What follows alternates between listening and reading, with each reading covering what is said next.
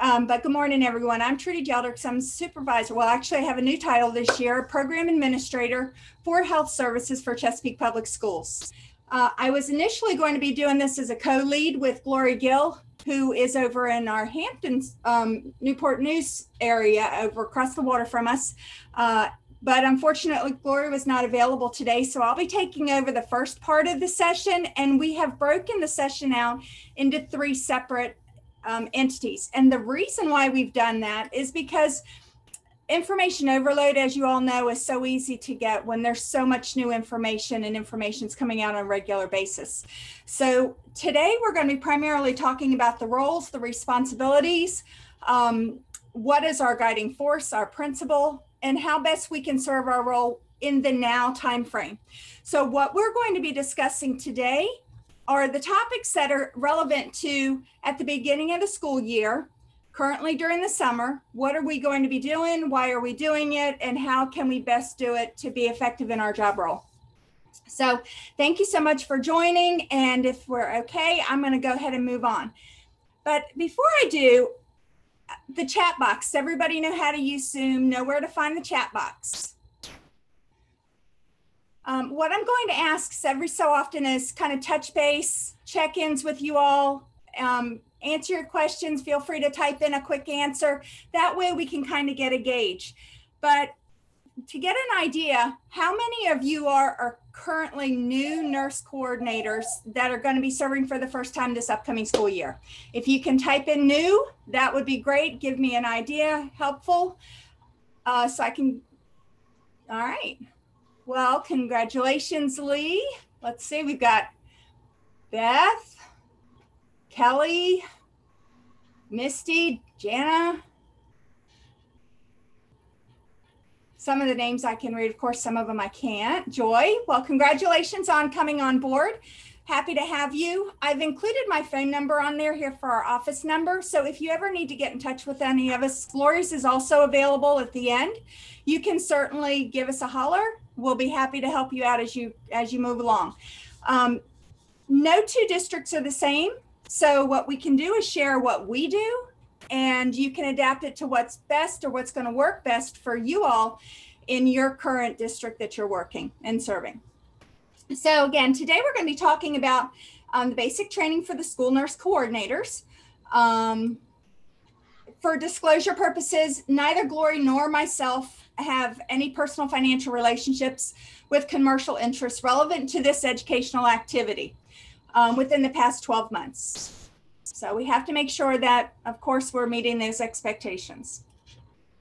So the goal of training today, what we want to do is we want to make sure that you get an overview of the role, the responsibilities, and the duties of the school nurse coordinator. And again, what are our guiding forces? Why do we do it? And what does that look like? So we're going to be going through a series of objectives throughout, and these are the objectives that will align with today's session. And then we'll have a second session and a third session, which will then further expand upon topics and relevance that, because the school year is very different. Last school year, COVID, pandemic focus. This school year, pandemic, COVID focus as well. But we've also got to throw in new vaccinations. We have other things to consider, whether we're doing testing. So we're going to be continually growing the program to make sure that you're getting the information that you need. Also during the program, I'm going to introduce you to the Padlet site for the new school nurse coordinators. That Padlet site that's going to be available is going to be all kinds of additional stuff for you to help you. So as we're going through, if you're asking for things that might give you some assistance, we'll jot those down. We'll build that Padlet up, and you can use it as a resource for yourself as you embark on this new challenge that you're having this school year. But for our objectives so far for today, we're going to be talking about the understanding the foundation of the school nursing practice, able to identify the resources. We want to make sure that you're also able to develop your goals for health services. Participant also will be able to identify the importance of policy, protocols, procedures, and guidelines, and what's the difference of those. be able to identify at least 3 areas of practice in the role as a coordinator.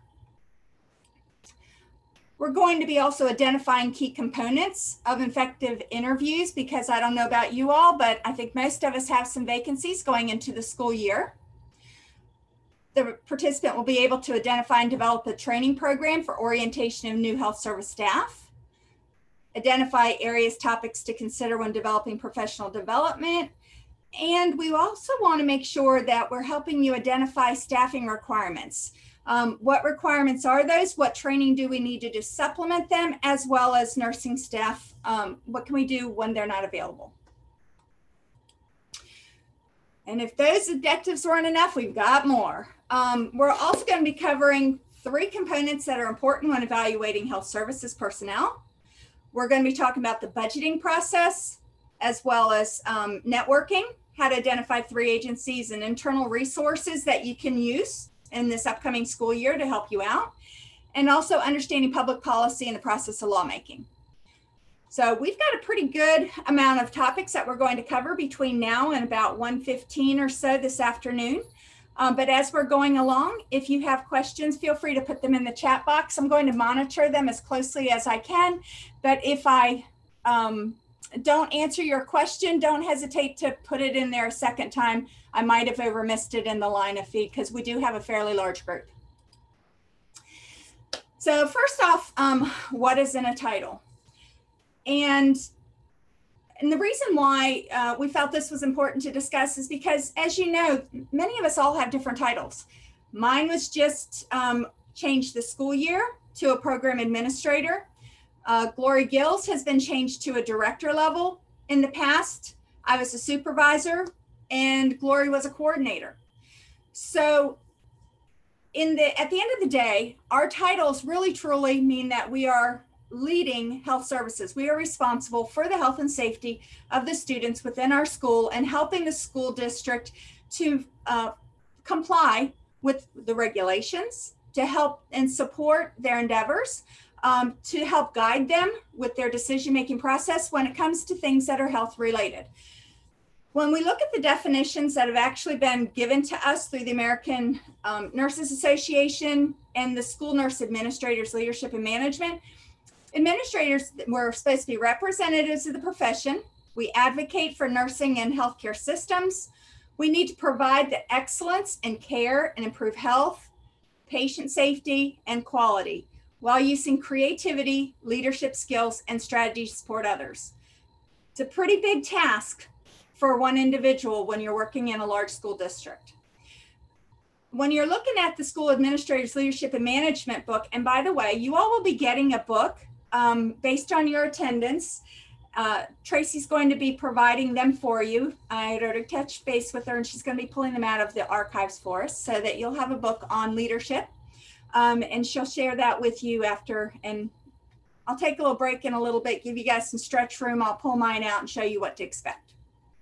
The School Nurse Administrator represents school nurses and advocates for school health services, focusing on students, and I'm going to shut off my work phone.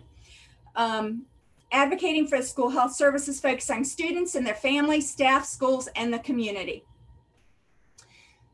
So again, titles are going to vary from district to district, and that's okay. But the key is we need to take that leadership role step ahead, because they're going to look to you for those answers on health-related questions, issues, from anything from consulting for the 504s, IEPs, all the way up to the pandemic, which has been a new set of challenges for each of us. So the first objective that we were talking about, to understand the foundation of nursing practice and to be able to identify it. So the framework, how many of you guys, is this new to anybody? If it is, just type new. But this is the framework for the 21st century school nursing practice. So when we're talking about that, when you're, and this is put out by the National Association of School Nurses, by the way, if you're a member of NASN, which I highly encourage each of you all to join, because you also get a membership to the Virginia as well, it gives you so much information. This information is available. A really nice presentation on this, comprehensive, full, which could take up an hour of our time if we actually went through it, is available to each of you all that you can use as a member of NASN. So I strongly encourage, if you haven't joined, to join, because there's lots of benefits, but there's also a tremendous number of resources that are available to you on that site.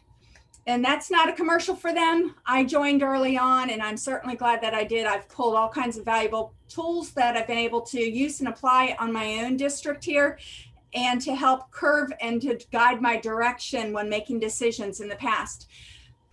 But the bottom line here is, when we're looking at these standards of practice, the students are the center for everything that we're doing. Everything is going to focus on the students. So our leader responsibilities directly impact the care of those students. So what we are doing by our leadership and by our support of our people is we're actually impacting the level of care for those students. So we serve on committees. We work in terms of care coordination.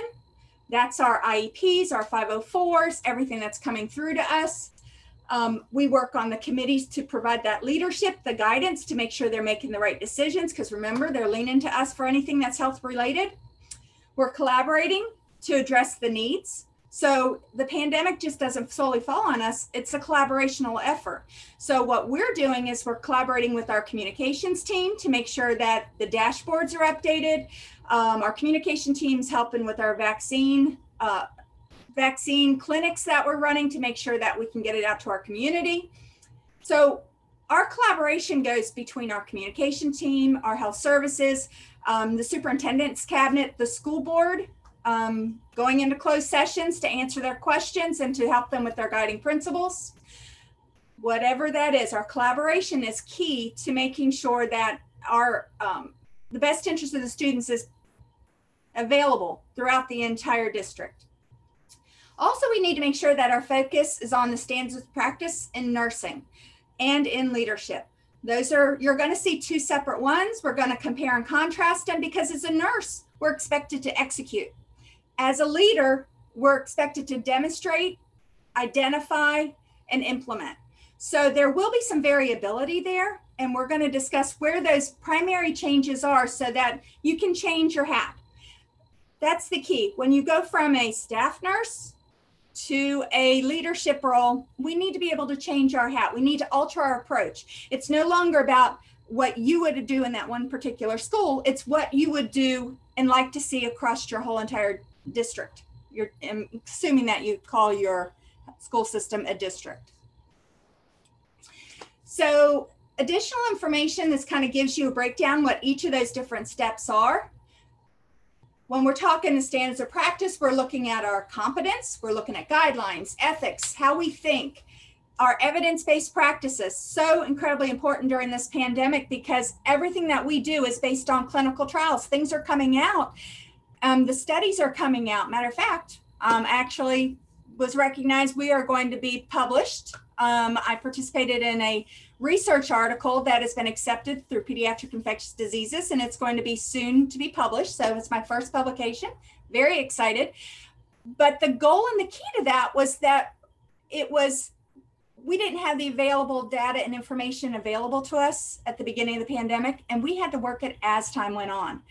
And everything that we did helped other districts to move forward with making the decisions. We've been open as a school district through this pandemic since September. So we have had in-person school the entire school year. Unlike most of Virginia, we actually have been open the entire time. So getting that information, sharing it with other folks, sharing it within our state, as well as now we're going to be sharing it through a Pediatric Infectious Disease article to help guide folks as they enter into this new school year. So evidence-based is incredibly important. Position statements we're going to look at the practice acts and the standards. Care coordination, that's our case management. We're looking at those chronic diseases, what we're going to do for those kids.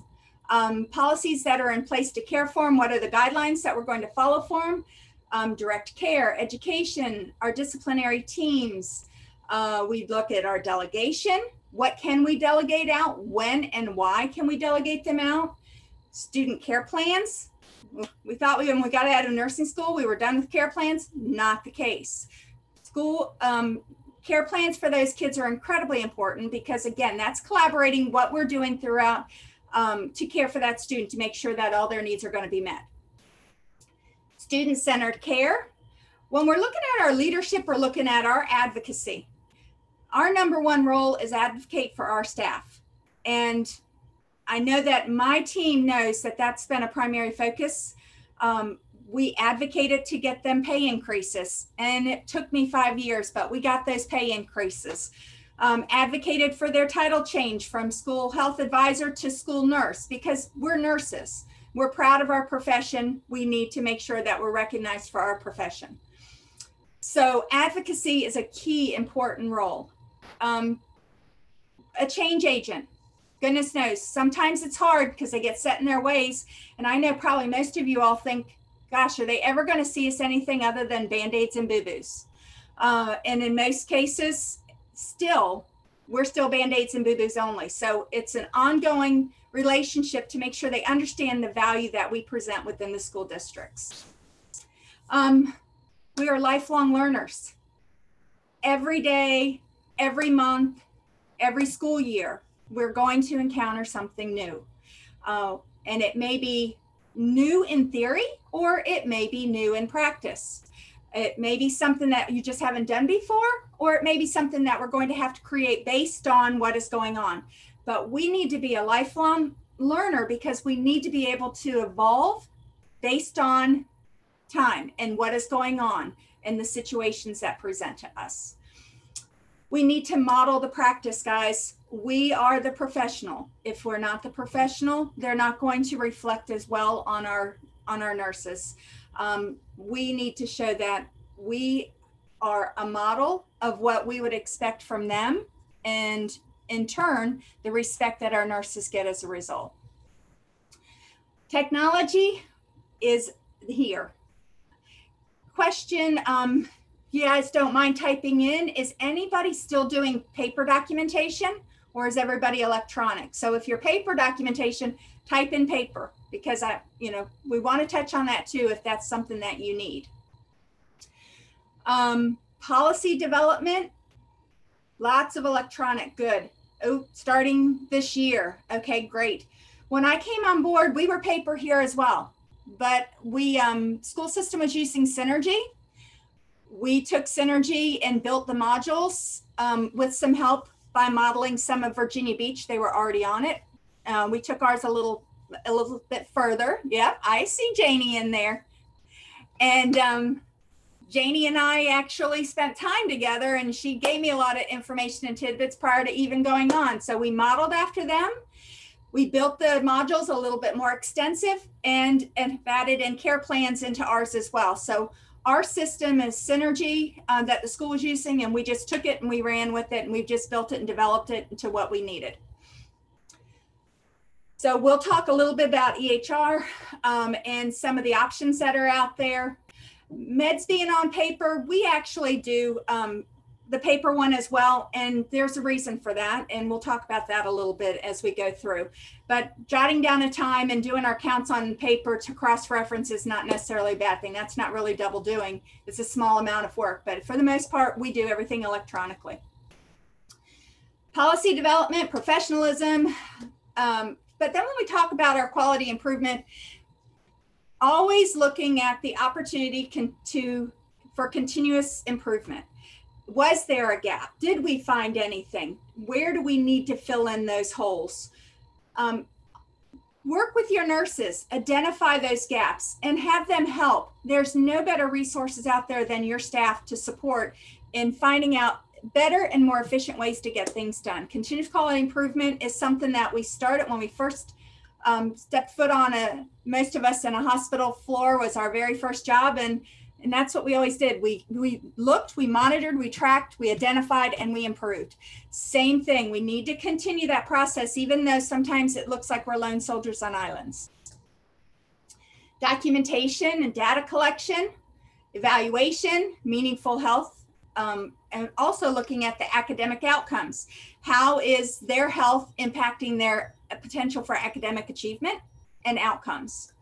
Performance appraisals, research, and looking at that uniform data set. But also a big role, especially right now, is that community public health. It's their access to care, making sure they know where to go. Are you doing COVID diagnostic testing in your schools, or are you referring them out? Do they know where to go to get them? These are all things this year that have been unique, this past year, that have been unique for us because we've never had to worry about that quite so much. But you have a symptomatic child, you don't want them to return to school, parent wants to send them back, we need a test. You can go here for a free test. It's all about referrals. So we've created databases by borough within our district, because we have 49 schools, to make sure that they have what's available. But that's coordination of care. We need to make sure that we just don't tell them, that we help them to get what the services that they need.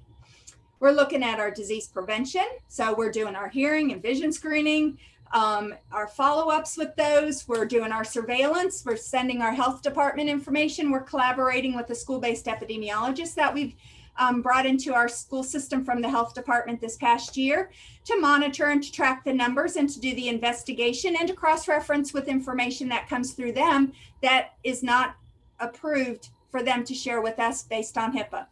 So in a pandemic, we can share with them, but they can't share with us without parental permission. So sometimes we get it, sometimes we don't. We're also looking at the health equity, promotion and outreach, population-based care. So community public health plays an incredibly important role for us in our job position. So by the way, the presentation I have today is also available already on your Padlet. I uploaded it earlier today, and the links will all be on to give you as well. So you can click on it and take a copy, because some of these I've put links onto so that you can get to them easily. So if you open up the presentation, you can just click on those links and save those links for quick reference. So that's where you'll find the PDF on this if you want to transition it into your nursing program. So nursing standard administration versus school nursing standards. We're going to talk a little bit about that. So what we've done is, what I've done is put it together a little slide for you. Because remember I said, we got to change our hats. We got to change our process and our philosophy. It's easy to go back to what you did as a nurse, but now you're looking at it from a district-wide perspective and the impact on various different age groups. So what you'll see is some of the steps are the same. Assessment, same. Outcome identification, remotely the same. Maybe a little bit different in their target point. So let's talk a little bit about those. So when we're talking our nursing administration standards, under assessment, we're looking at the issue, the situation, or the trends. As compared to when you're doing it in the nursing standards, their focus is more on the consumer's health and or an individual situation. So we as leaders need to sit back, look at the numbers. We need to identify. After we identify, we need to evaluate for trends. And so where then do we need to go? That's also, if you think about it, almost like continuous quality improvement. As a school nurse, it's the individual that you're looking at and or the situation. So again, little picture, big picture. Our roles are just multiplied by 10. So we're also going to identify the issues, problems, or trends, and we're going to determine what we can do to address those. They're going to diagnose. As nurses, of course, we don't diagnose, but that is part of the nursing standard, diagnose, and that's to analyze the assessment data to determine the diagnosis or issues. So we're diagnosing the problem. We're looking for the situation and we want to expand from there. We're also going to be looking at outcomes identification. So as a nurse administration, we're looking at that specific situation, what happened, what steps were taken, and what the situation amounted to. Whereas when you're looking at the outcomes identification, we're looking at the healthcare consumer or the situation at hand. Planning is planning. It's so incredible. It's so incredibly important and such a big part of what we do every day, is because we're planning now all the way through to the end of the school year. We can't take every day as it comes. We need to build upon our year. So planning stays. It's looking at strategies and alternatives to attain the expected outcomes. So that's as an individual, it's as a district, and it's as a health service outcome is what we're looking at. So we're planning to get the outcomes that we want to see by the end of the year. Our care coordination is implementation and associated processes. So when we're working on it, we're trying to get those processes in place to make sure it's a smooth component versus the process of care delivery for the nurse. So you guys are you seeing that it's like a transition? So we're talking little picture, your narrow focused world, to a much larger world where we're looking at the impact on far more people and looking at the processes to get the outcomes consistently, not just for one student and one student alone. So in addition, health teaching is fostering the health and promotion, whereas the nurse is promoting health and a safe environment regarding the health education.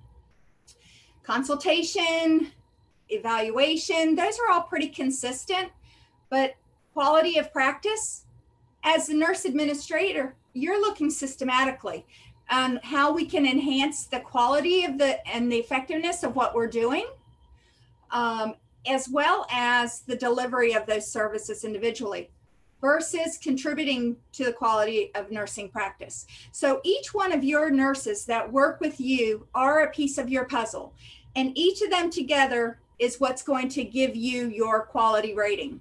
You know, in essence, it's, for me, my 49 nurses added together is what represents our level of quality for Chesapeake Public Schools.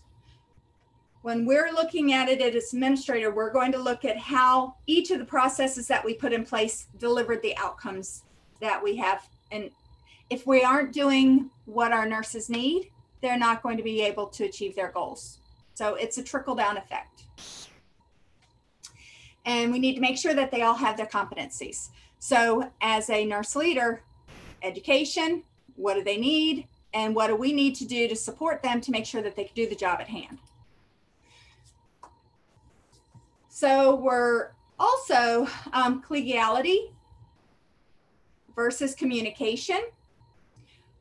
We have collaboration, a few little levels of differences there in terms of we're looking at it as we're collaborating with our nurses, we're collaborating with our interdisciplinary teams, we're collaborating with our executive leadership, again, sitting on the superintendent cabinet, working with our school board to help them make the decisions, and any other stakeholders. So in our particular case, I also oversee the School Health Advisory Board. We have very strong collaboration down here in the Hampton Roads market with Children's Hospital King's Daughters, and we're collaborating with them.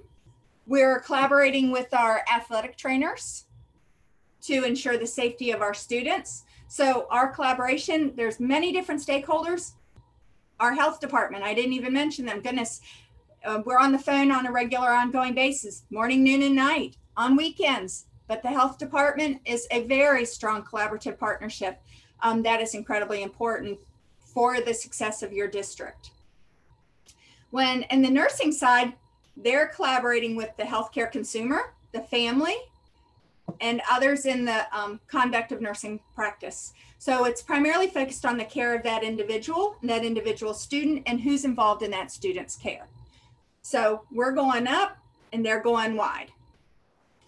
From an ethics perspective, you know, what we demonstrate is what you're going to get back in return. But we need to ensure that all practice is always done consistently in an ethical way. And no matter what role you play, we need to ensure that ethics always is in the forefront of everything that we do, everything we decide, and everything we decide that we plan, anything that we execute, always ethics first. And then as a nurse your standards are based on evidence-based practice.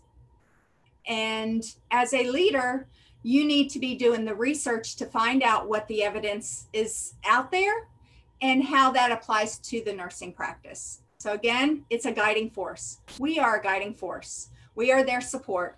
We are their answers. We are their confidence. We are their motivators.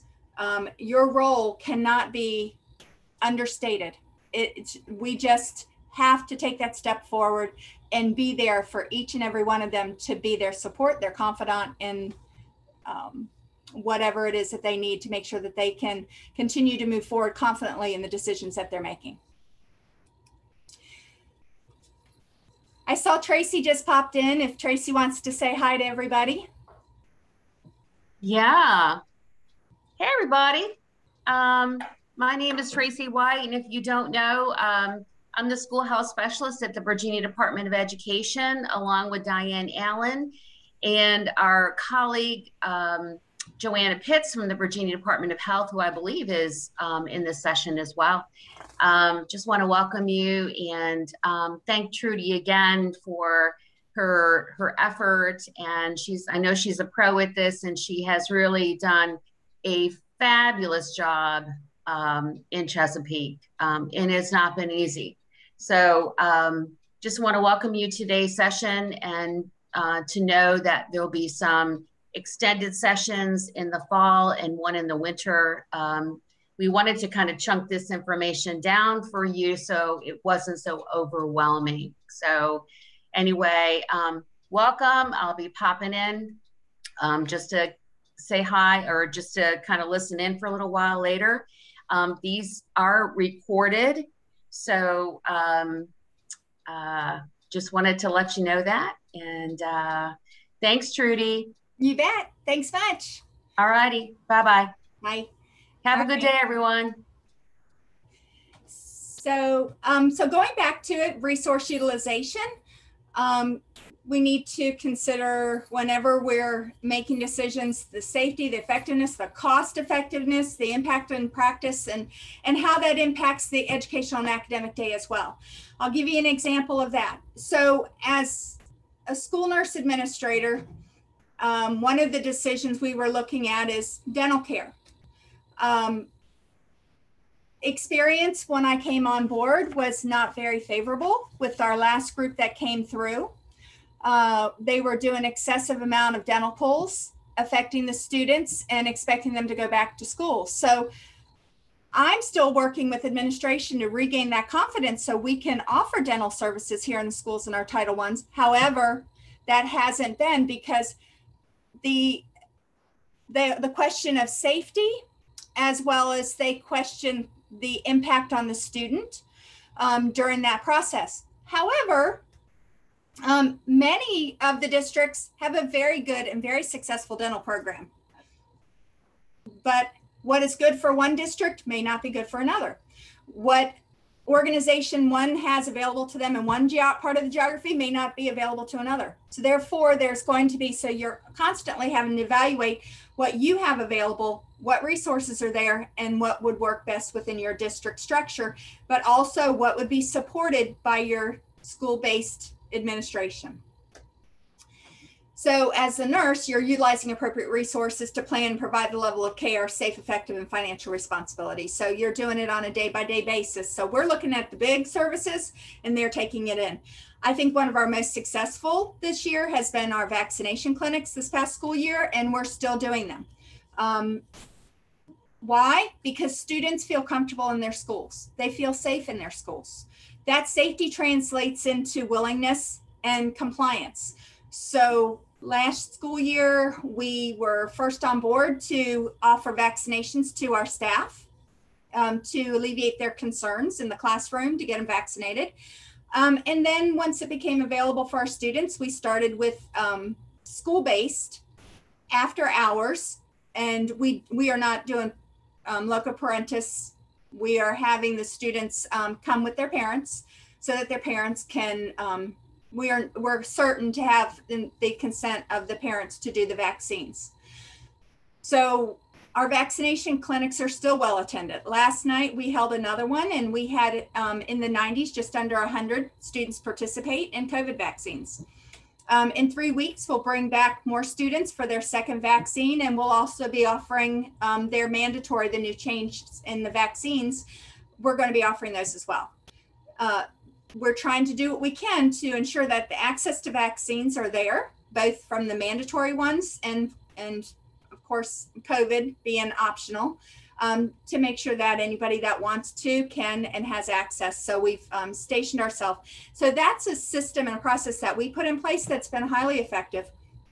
And we've had great turnaround, and parents have just really appreciated the above and beyond opportunity. Some of the parents are walking up to the schools. I mean, so we're making sure that they're easily accessible for them to get what they want for their kids and their students. Leadership, we provide the setting. We are providing their success. They're going to demonstrate it. So we're giving structure, they're doing the execution. But again, we don't need to give them all the structure. We need them to work with us to develop that structure. The more you have them in, the more you have their hands on, the more you're going to get the cooperation, the support, and the buy-in. So we're setting the stage and helping them. They're doing the demonstration of that, the practice. So advocacy and environmental health are two key differences. We're advocating constantly for the protection, the rights of everybody, our individuals, families, communities, population, providers, nurses, institution, organizations, especially anything related to really health and safety. Our nurses are looking at an environmentally safe and healthy manner. And then also school nurses, project management, manages the school-based, or ours is managing the school-based health services. That should be over on this side. Sorry about that. So nursing scope and standard of practice. We need to function both within the scope of nursing practice. So we have to know how to operate and where are governing boards. This is probably not new to you, but it's done as more of a reminder that we have to ensure whatever we do, whatever we decide is always in alignment with the Board of Nursing, the Department of Education, Department of School Health, specifically Tracy White giving us our guidance, and our local school board. An example for the local school board right now for us is that we have masks as optional. Despite CDC, Virginia Department of Health, American Academy of Pediatrics, our school board voted to make masks a parent choice. So you've probably seen us all over the news lately. And that was a decision that was made by the school board. So our responsibility is to carry out and execute on that, at the same time continuing to educate them to help them with the decisions that they're making. So at this point, we're continuing to provide information. We're giving them the data and the resources, the new CDC updates. But at this point, it's our local school board. We need to operate under the guidance of the school board. And nurses also need to function within the practice defined by the professional organizations. So the National Association of School Nurses, remember, that's the organization. If you haven't joined, I strongly encourage you to, as well as the American Nurse Association. So how many of you guys have wandered around the Department of Education website? Yep, hands going up. It is by far, there's so much information on there, but it's making sure that you can see it, identify it, so you know where to go. That's the key. So what I've done here is I've gone ahead and I've opened it up for you. So I'm gonna see if hopefully my links will all work for you to show you where we're going. But the Department of Education site, in order to find your location and where you want to go, there's professional learning and development. It's over here. Can you see my cursor okay? Janie, can you see where my mouse is? Okay, so to the right, how do I find? There's your professional learning and development tools. On the left side, wherever you want to go is going to be on this side. But the very first one, this one is your superintendent's and principal's memos. Those are going to give you a lot of the information that may or may not filter down readily to you in terms of what has been put out to the superintendents. That has very valuable information. It's their statement. It's what they're supporting. It's what the direction of the superintendents are getting from Dr. Lane. So he makes the guide, he gives the guidance down to the superintendent. The superintendent should give it to you so that you know when it pertains to health services, what we need to do and what we need to execute upon. So the guidance is there. Tracy will usually get it from Dr. Lane, translate it and send it down to us in a summary type of situation. But if you want to read the superintendent's memo, it's going to have all the new laws in there, any new regulations that we need to follow, as well as any direct guidance in relation to what we need to do on a daily basis, or maybe new systems or new processes or new guidance. You know, we need to be open for 5 days a week. All of those come through a superintendent's memo. So that's where you would go to find this information. I'm going to flop back over here. Hopefully you're back over to my screen. And so the SUP memos, we also have the special education. Not sharing again. Let me see, make sure. We can still see the Is it the website as on top of your screen. All right. I just set to set screen again. Did it come back? Not yet. I think I might have a delay in mine actually.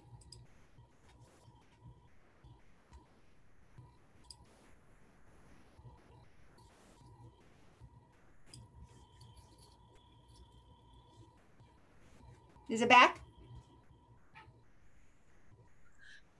No, the Virginia Department of Education is still, that screen is still in front of your screen.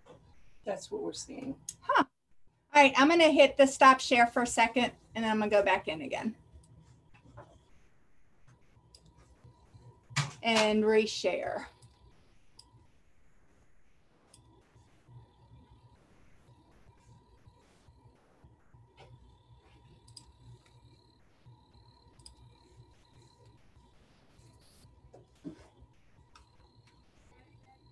All right.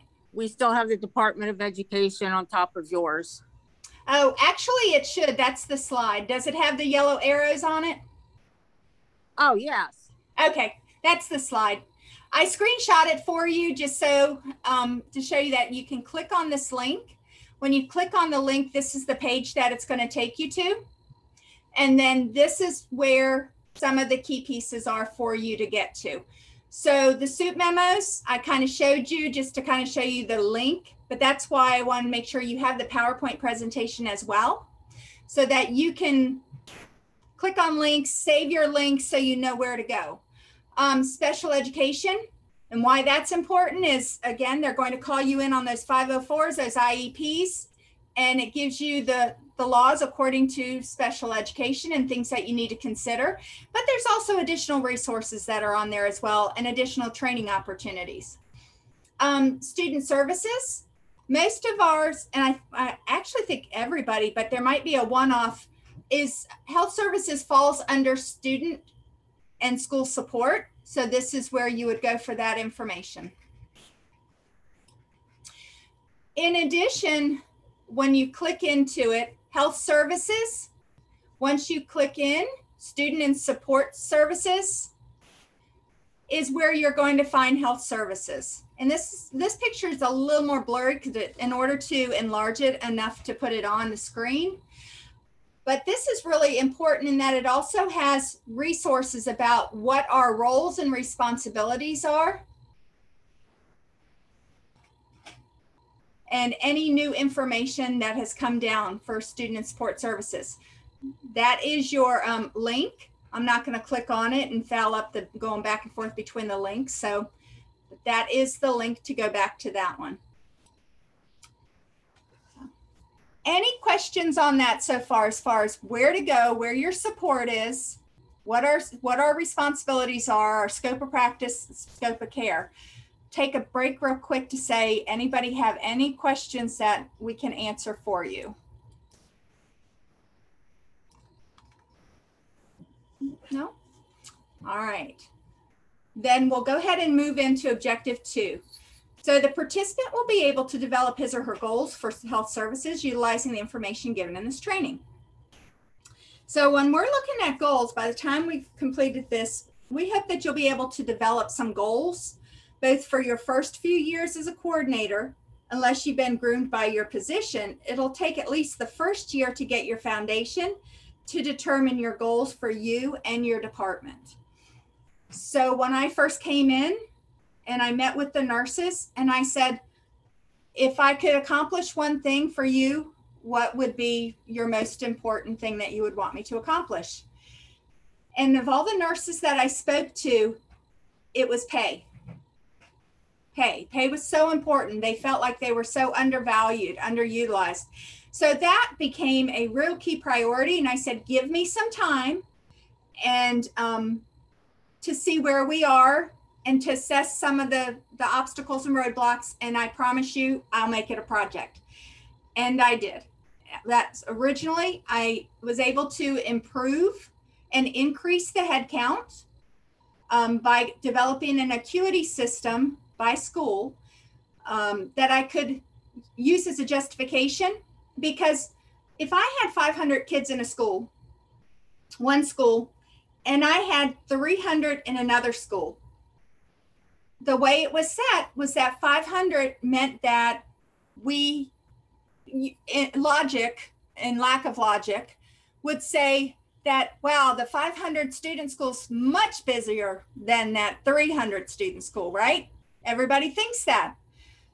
But if I filter in that I have 10 diabetics, several with new pumps, I have 4 kids in wheelchairs, I have 2 kids that I'm cathing on a regular ongoing basis. In my 300 student school, we know as nurses that 300 student school is going to be busy when you're cathing a student several times a day. You're doing blood check, sugar checks for their breakfasts and their lunches and their snacks, and 5 times a day. So we know, but school administration couldn't conceptualize that because, again, they're not healthcare professionals. They don't understand the work and the time that's involved with getting a student out of a wheelchair onto a table, doing their catheterization, getting them back dressed, getting them back in the wheelchair, sending them back down the hall. So I developed an acuity system that looked at the time that it took to accomplish a certain task, built it into it so that it actually changed the overall number. So it gave a weighted number based on the needs of that student. So how many kids did I have with this chronic condition versus this chronic condition? And by doing that, I was actually able to increase our nursing assistants to provide additional support to our schools for 6 additional schools. So I took where they didn't have but one nurse covering those students, I was able to get them additional set of hands. So that was one of the projects. And then the other one was looking at the salary, doing salary evaluations, pushing for a salary study, getting the completion, and getting increases for our nurses. Average nurse increase for Chesapeake Public Schools for our nurses this school year was $9,000, $9,000 raises. So we, it wasn't an overnight process. It was 5 years of consistent pushing, but it was a job and a task that I was very grateful. And the nurses were extremely appreciative to get. But it was you have to hear where their priorities are because that affects morale, performance, and outcomes. And again, our role is an advocacy for our staff as well. So we're going to be developing goals, and what are your goals and what are your health services goals as you move in through this process. So in order to set our goals are also often filtered from the top down. So we need to understand what the strategic plan is for your organization. Who on here does not know what their school district's strategic plan is? And it's not in a negative text. I'm not doing that to say, oh, you should know. Because sometimes school districts don't really put it out there. They don't really speak to it. I can tell you from Chesapeake Public Schools perspective, it is everything in the guiding force. Every one of the presentations we do, it has our different stages of our goals, and we're aligned within those different goals with other people that share those goals. So mine is always environment. I need to make sure that I'm constantly doing a safe and effective learning environment. And by doing that as my key focus, I'm always under the environment tab for our strategic plan. And I'll give you an insight on that in just a second. But knowing it and understanding it is key, because you can use your guiding principles, but it also helps you position. When you're trying to implement change within an organization and you know what their strategic goals are and you can align it with their strategic goal, it's going to be much quicker received than if it's out there kind of on its own and it's not in alignment with their plan and their goal and their organization is. Remember, strategic plans are also developed with collaboration of the school board. So it's your school leadership and it's your school board. Everybody's in alignment. So if you can align with it, the better outcomes you're going to get. So maintaining that focus, that long-term vision, and aiding in the decisions about the allocation of human and money resources. It's important for you to know that that strategic plan, what their vision is, what their mission is before you look to what you want to accomplish. You need to know what is going to align with their practice. So this is a copy of ours. So when you go into Chesapeake Public Schools, you can actually go to Who Are We? When you go into Who Are We? It has all the different categories and you can click right on our strategic plan. So this is page 1. So our vision for the school is we inspire, engage, and empower all students to achieve their highest potential. Our mission is where Chesapeake Public Schools family promotes educational excellence by engaging all students in meaningful and innovative learning experience that empower them to successfully fulfill their life's purpose. Our educational values are equity. Equity is every decision we make, we are going to evaluate the impact on equity. We're going to look at how it's cultivating innovation, integrity, accountability, and excellence. And what are our strategic goals for our future is to provide exemplary teaching and learning, retain and support our valued employees, safe and supportive learning environment, and inform and collaborate with the community. So getting those raises, where do you think I went? I went straight to retain and support our valued employees. Because what I was able to demonstrate is I actually kept the data to say I interviewed X number of nurses. This number of nurses declined due to pay, starting pay. This number of nurses have left to get higher pay. And where did they go? And why did they go? So all of that information was available. We could roll it up into the numbers to say, we can't retain talent. And every time we put in a new person, the learning curve is a year. That's a year that our administrators have to help. Our administrators at the schools have to help and support their clinic because we have new learning nurses trying to do a job that's extremely comprehensive. So that helped push through. That helped me get the raise when I presented in terms of their actual strategic plan.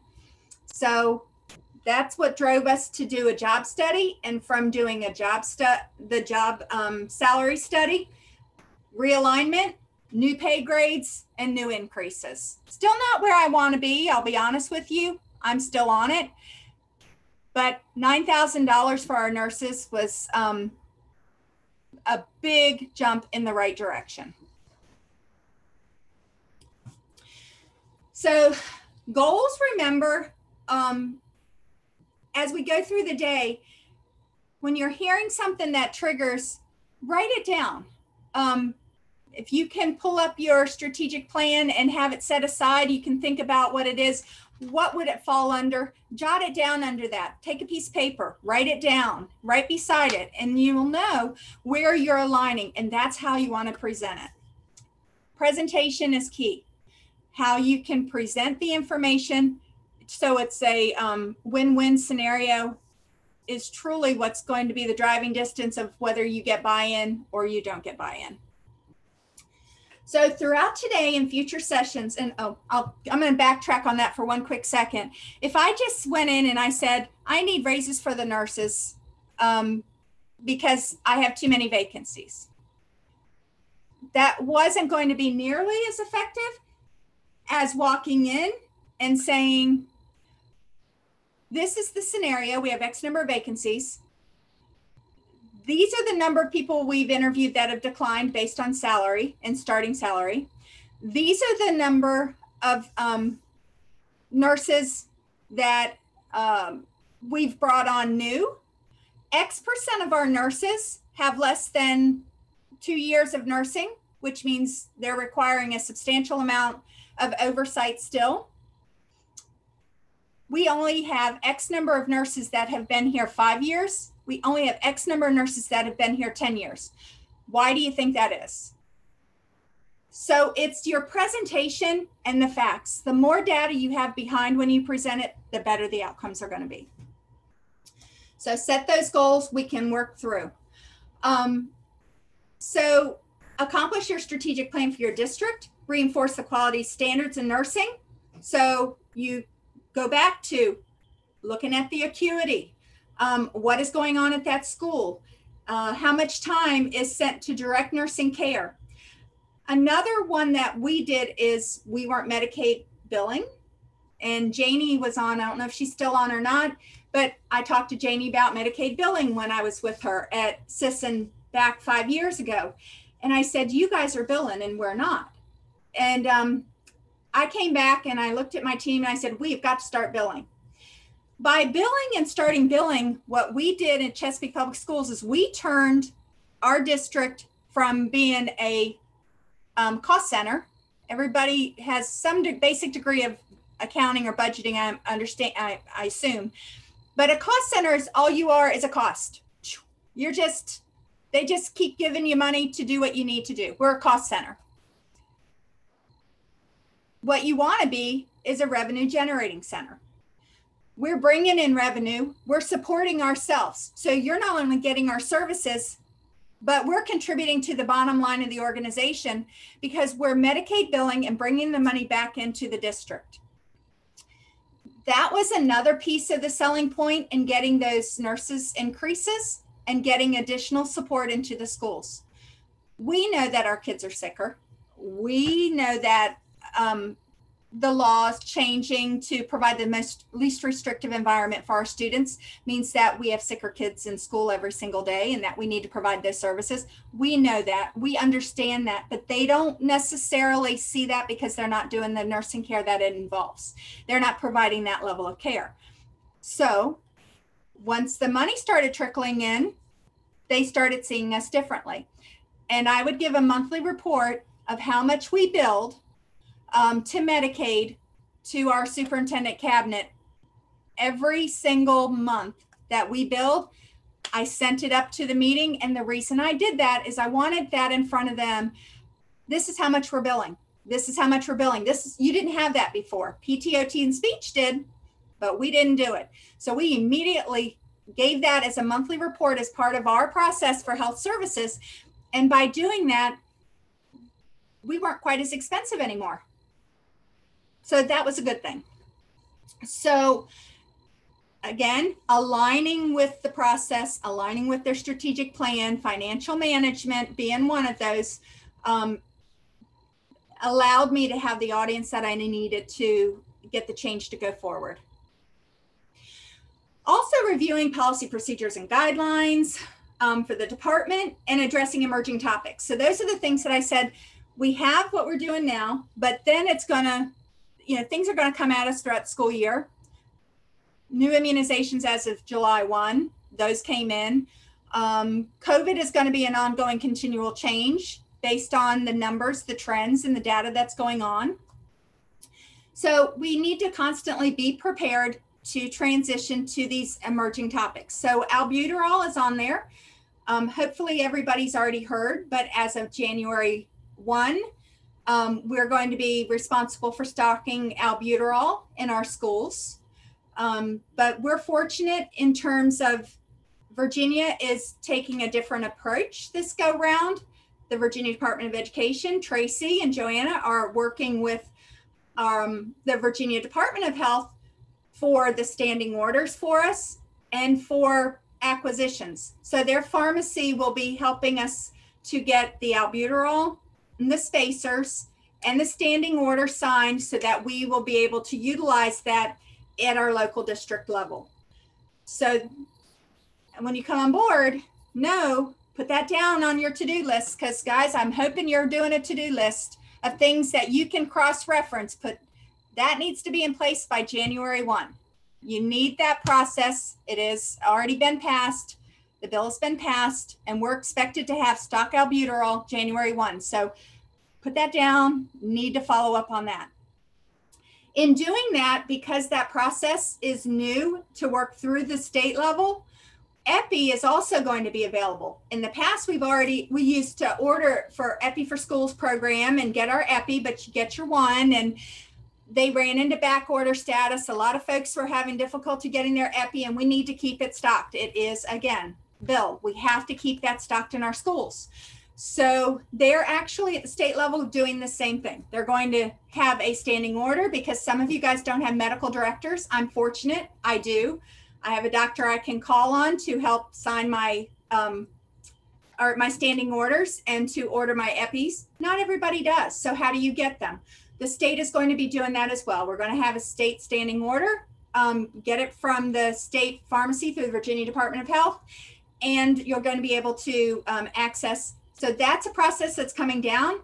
They're working on that, but albuterol has to take the lead because it does have a date timeline. We need to have it implemented.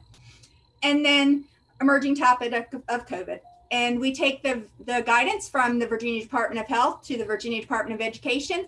They kind of pull it all together. They send it out to us, and that's what we work off of. However, there's your local nuances, your local data, and the governor has said that it's at the local district's decision, giving the decision-making process to our school boards and to our cabinet, dependent upon the relationship in your district. So knowing that, we need to make sure that we're constantly at the forefront of all of the new guidelines and responsibilities, recommendations that we can provide to make sure that everybody that has the decision-making skills has the updated information. Yesterday, CDC spoke at 3. I was on the call with the Department of Health, and by 3:30, it was already in the hands of the superintendent. I had already forwarded it up, gave him the update of the new recommendations for him to forward onto the to our school board members, because we need to keep them abreast of any changing when it happens. Quick turnaround, guys. That's what we need to do. We are the leader in that field. So that's all I had on that particular comment. Any questions so far? You can either unmute and ask, but if there's any questions related to objective 2 before we move forward to 3. Any thoughts, or anybody have examples or anything they want to contribute? So one thing, if you know. Trudy?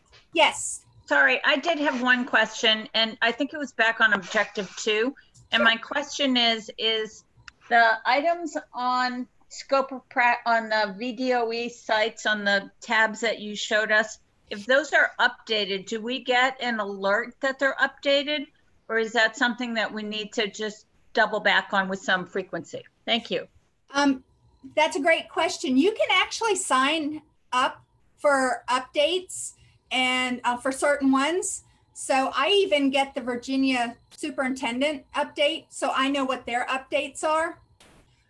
You can sign up for the various different ones within that website, and that way you'll get the feed information as it comes through. But I've signed up for a couple of them so that I can get the updates. But I also encourage to go ahead and check in, make it your Monday morning check in, because they always flag it in red and they put new beside it. So you can always see what's new quickly. If you go in the SOUP memos, it's what's been posted on what date. So you can go back to those dates. So it's easy to check those. Sometimes they don't think that it pertains to us. And you're like, oh my goodness, that is important to us. We needed to know that. And I've been able to circle back around and say, it was brought to my attention about the superintendent memo, blah, blah, blah, blah, blah. And I wanted to provide you this informational insight. So often it's just the connection there is not necessarily going to come straight over to us. They don't think it involves us. An example for that would be for us, as you guys know, the additional funding was there to support the educational needs. Because remember, we were in school from September on, but most kids were not. They were virtual. They're saying that the kids are roughly, the estimate is 4 to 5 months behind where they should be going into this next school year due to limitations with virtual education and the children's ability to get that information. So funds were available, and those funds were used, the ESSER funds, to provide, and 20% of those funds had to go towards remediation type programs, helping the students. Here at Chesapeake Public Schools, we did extended child support during the summer. So we had our summer school. And after summer school, knowing that in our Title I areas, a lot of the kids didn't attend summer school because they didn't have childcare, because summer school ended about 1 something.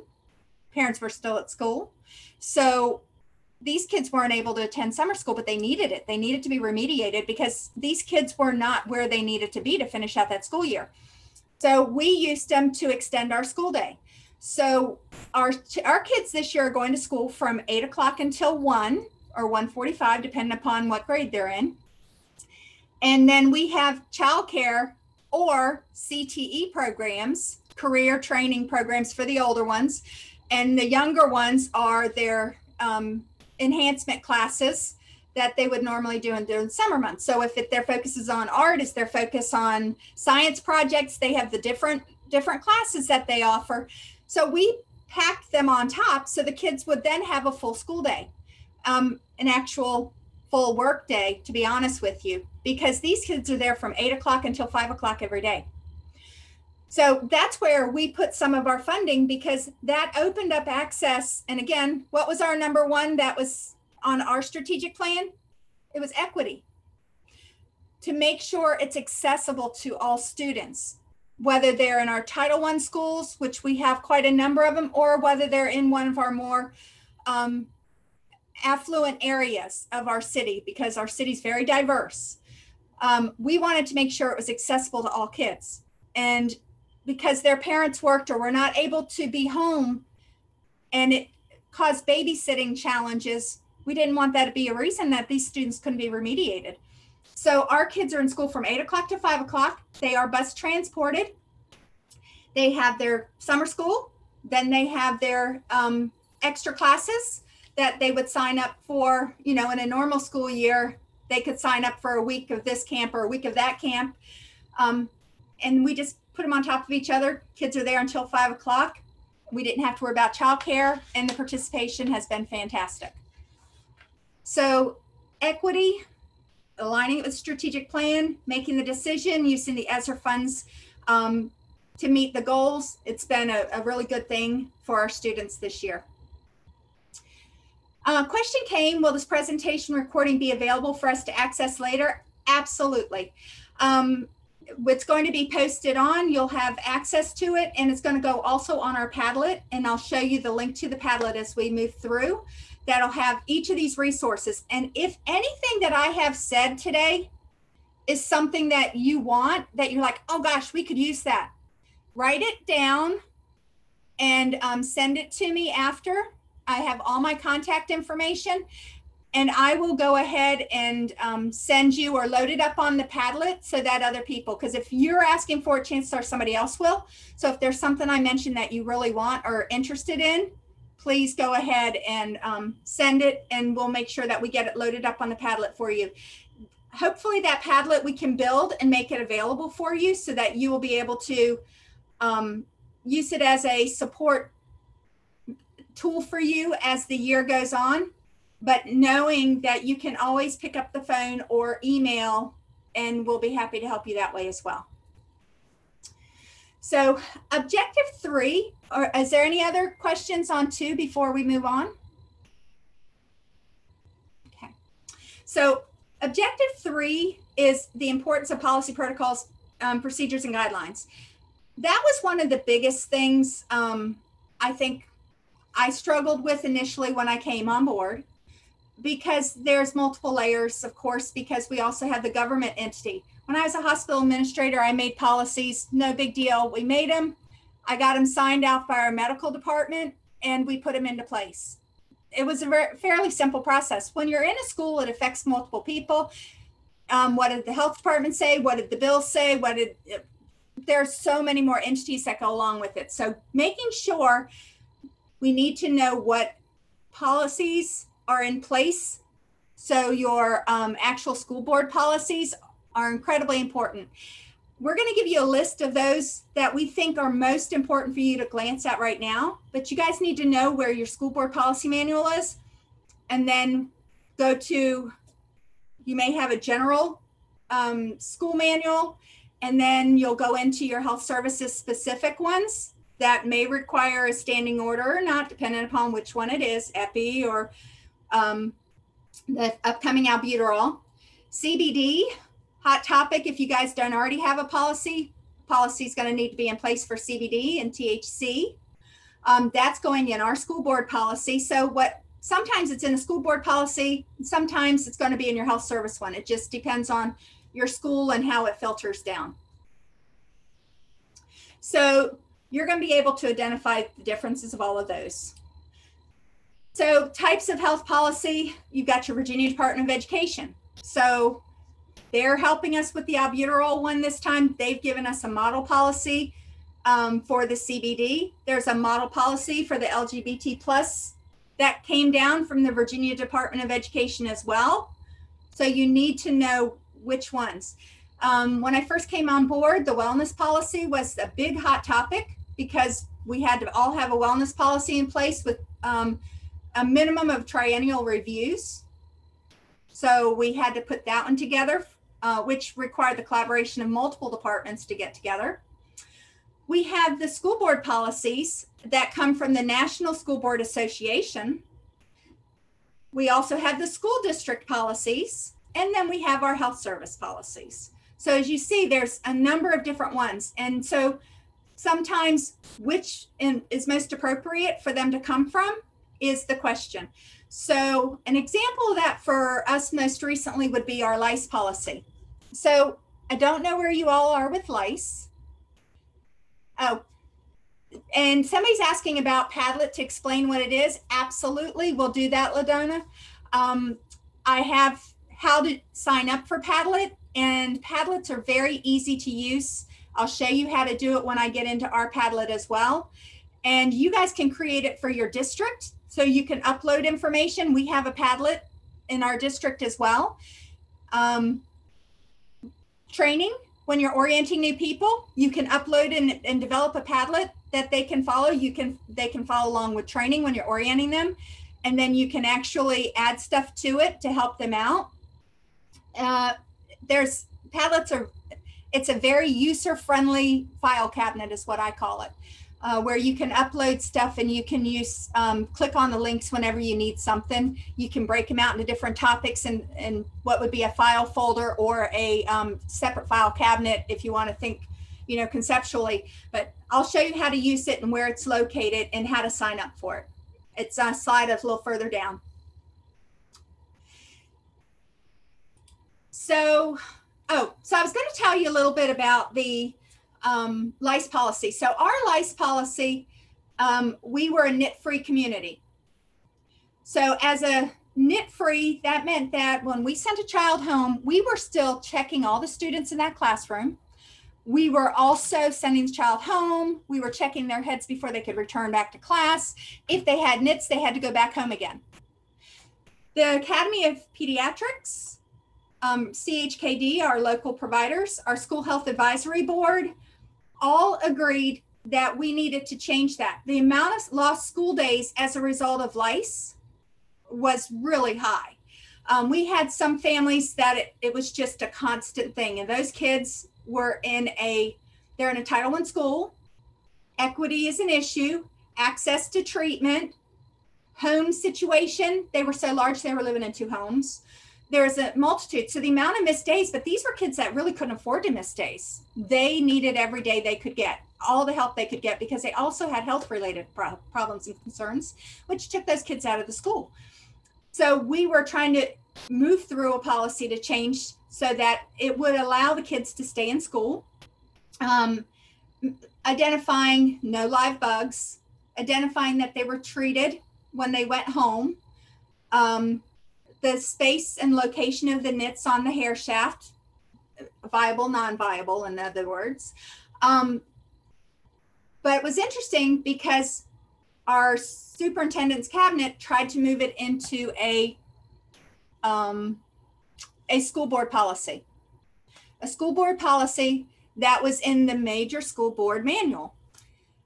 And so I got on a call with our superintendent and our assistant superintendent for our services. And I said, you know, guys, we really don't need this to be a school board policy. This is really specific to the guidelines of health services.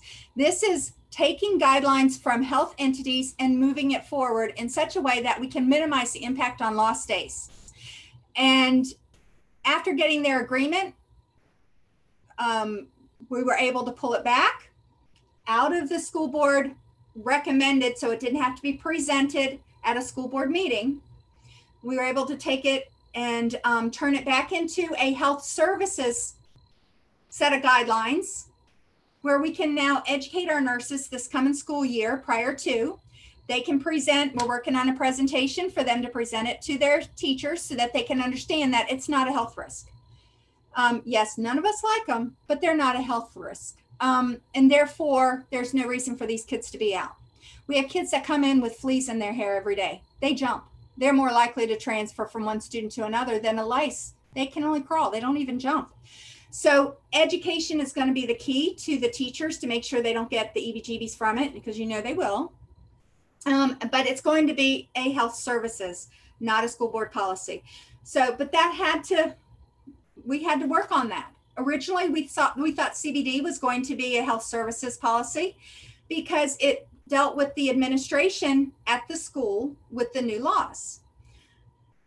But that ended up being a school board policy, and they put it into the school board policy. So each of these are different, and they can vary from district to district. So would you share your presentation? Yes, we do not have it finished yet, but it's on my to-dos over the next week or so because I need to get it vetted so that we can get it out to the school nurses as part of their onboarding, so that when they do their orientation for their teachers, they can go ahead and transition into the lice policy changes as well. So I will. Another question was, as nurse coordinators, do we typically write these policy for our school board to approve, CBD, THC, et cetera? We write ours. I help with theirs, but most often our lawyer that we contract through the school system, Bob Berry is ours. He works with us, and he takes a model policy that's usually available at state level of some sort, and then he drafts it into our Chesapeake specific. So he does most of the school board related policies, but then he sends it to me and says, Trudy, review for me I need input. So then I go back through it, and it's not wordsmithing because his are written more in a legal jargon versus ours are more in a practical application. But it's for making sure that conceptually it's going to fit within our framework and the process and the flow of our division. So I do more of the vetting of it, but I don't have to do as much of the writing. So when I get the LICE presentation finished to share, I will put that through and I'll upload it into Padlet for you guys as well. I'm making my list as well. Let me get my paper so I can.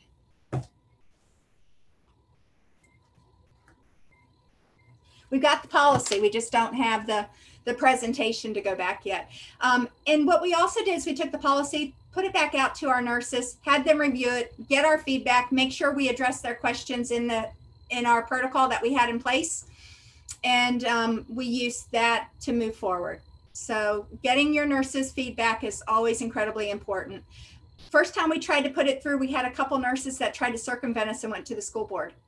And as a result, it got pulled back.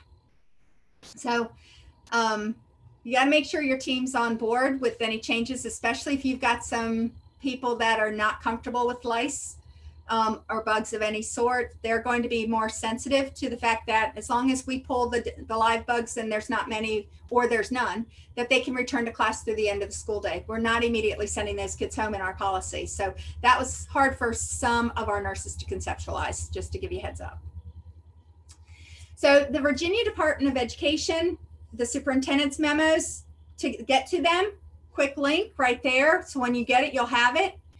And then you've heard me talk about Padlets. These are the ones that Tracy has put together. The VDOE Health Specialist Padlets. There's one on professional development. She posts on there. It gives you developmental opportunities. So if you want specific developmental opportunities, they might be available on that Padlet. You can click on it. She's got one Padlet that's specific to COVID. All the resources that have come out and been available to us during COVID can be found on that one Padlet. So that's going to be the guidelines. If you don't know how to get to the Virginia Department of Health new guidelines, the CDC guidelines, to get to the American Academy of Pediatrics guidelines. The American Academy of Pediatrics had other things, the medical mask exemption process that was available to us. Anything that's COVID related for resource, if you think you need it, it's probably on that Padlet for COVID. But again, if you don't find what you need, reach out. Chances are we've already created it because we've been in school since September. So just reach out, we'll help you out. Another one is back to school. That's going to cover the new changes in terms of the vaccination, what vaccinations are required, and who's exempt, who's not exempt. Virtual students gave us grief last year. Oh, why do I need to give you my shot records? And why do I have to have a, this mandatory shot because I'm not in the building anyways? It's a requirement to be enrolled in the public school. You need to have it, whether you're virtual or in person. So all that information's there available to you so you can make sure that you're in compliance with state regulations. So these are the different Padlets that are available. I really hate to do it because chances are I'll fumble again, but I'm just going to give you an example. Let's go back into it to say, all right, what is that going to look like? So I'm going to go into the COVID so I can show you a Padlet since that was asked. So this is a Padlet, and you can actually change the format, change the picture, move things around, easy to work with. You can set these different, and that's why I said these are like drawers or file cabinet boxes. Sign up for emails for the Virginia Department of Education, the Virginia Department of Health website. This is how you can sign up for those emails so that you can get updates. Virginia Department of Health CDC school guidance, updated interim guidance, already updated from when it came out on 7/21. CDC close contact definitions. There's new definitions. Close contact for kids in school. If both parties are masked, you don't have to quarantine if they are 3 feet or more apart. That's new. We had 6 foot, whether they're masked or unmasked. But both parties have to be masked in order to be eligible for the 3 foot for a close contact. So those new guidelines on defining that are available right there. There's lots of resources that are available through all the different websites. Those are on here, posted, available for you as well. So I can actually, if I say COVID testing in schools, I can hit the plus button and I can add anything to that that I have to support as well. So I can actually go in there as long as my setting and Tracy's setting is such that we have the authority to add things or delete things. As an owner to a Padlet, you can decide whether you want full ownership of it or not, or if you want to be able to share it and let everybody else jump in on it. So, but you can click on the ad and you can browse for your attachment and load it right in. Or I'm going to say, here's my new school nurse. By the way, can you see my Padlet? Okay, I forgot to ask. Shake a head, yes. Somebody's on camera. Padlet good? Okay. So I can actually, if I've already downloaded, like this is my PowerPoint that we're talking about today, I can actually click it and drag it up and add it in as easy as that. You see, it just clicks and drags. So that's also an option to do, to add it in there. So on another slide, it's going to show you how to sign up for Padlet, but Padlet is very easy. You don't, when you click on one of Tracy's links, one of these links, it'll say, do you want to sign up? Say yes, it's free. It's a free service. Once you signed up, you can have the option then to go into all of Tracy's Padlets, or you can actually choose, and in this particular case, the new nurse coordinator's Padlet, because you'll have access to that one as well. Or you can create one. You can create one for your district. And you can put it all on one Padlet, which is what we did at first. We had our staff development one. We had guidelines one. We had resource tools ones. We had our, but then they got extremely comprehensive. So we went ahead and we divided it up into different Padlets as well. You can fill up a Padlet quick, but you can see as you get into that individual one, you can scroll down and it can go on and on and on and on and on. Now you also have the ability to set how you want them to show and in what order. So this one's actually in relevance, as the top is the most recent, down to the bottom are the older ones. So some people won't need to scroll down quite as far. If you're looking for something new and hot off the press, chances are it's going to be on one of the top ones and easy to locate. So, am I back to my screen with the main Padlets listed? Okay, good. Thank you. So that's some of the Padlets you guys are going to want to share. Right now, you can't see mine, but I save them to when I go into a Padlet, I hit the little star under my Google bar. When I hit the star under my Google bar, it saves it as a bookmark. And I have them bookmarked on the top. So I can immediately go into those Padlets very quickly. At one click, I can go into the Padlet to access the information that I need. So make sure you know how to save your Padlets for easy access. If you're using Google, there's a star on the right-hand side that you can star once you're in that Padlet. It'll say create a bookmark, say yes, and you can name it. Professional development Padlet, COVID Padlet, new nurse coordinators Padlet, back to school Padlet. Those would allow you to have one-click access to all the updated and recent and relevant information. You can also save and bookmark the superintendent's memos if you want to, so you can go into them on a regular basis. School board policies have the force of law equal to the statutes or ordinances. So when a school board says something, we're obligated to follow it. So that example is, I'll tell you the story about our mask mandate so that you'll understand the magnitude of the school board. So when Dr. Northam's, or Governor Northam's executive order expired, It expired at the end of June. Well, Dr. Oliver was coming out with a health emergency order, public health emergency order, but it didn't come out on the last day of June when Northam's had expired. Didn't come out in the morning on the following day.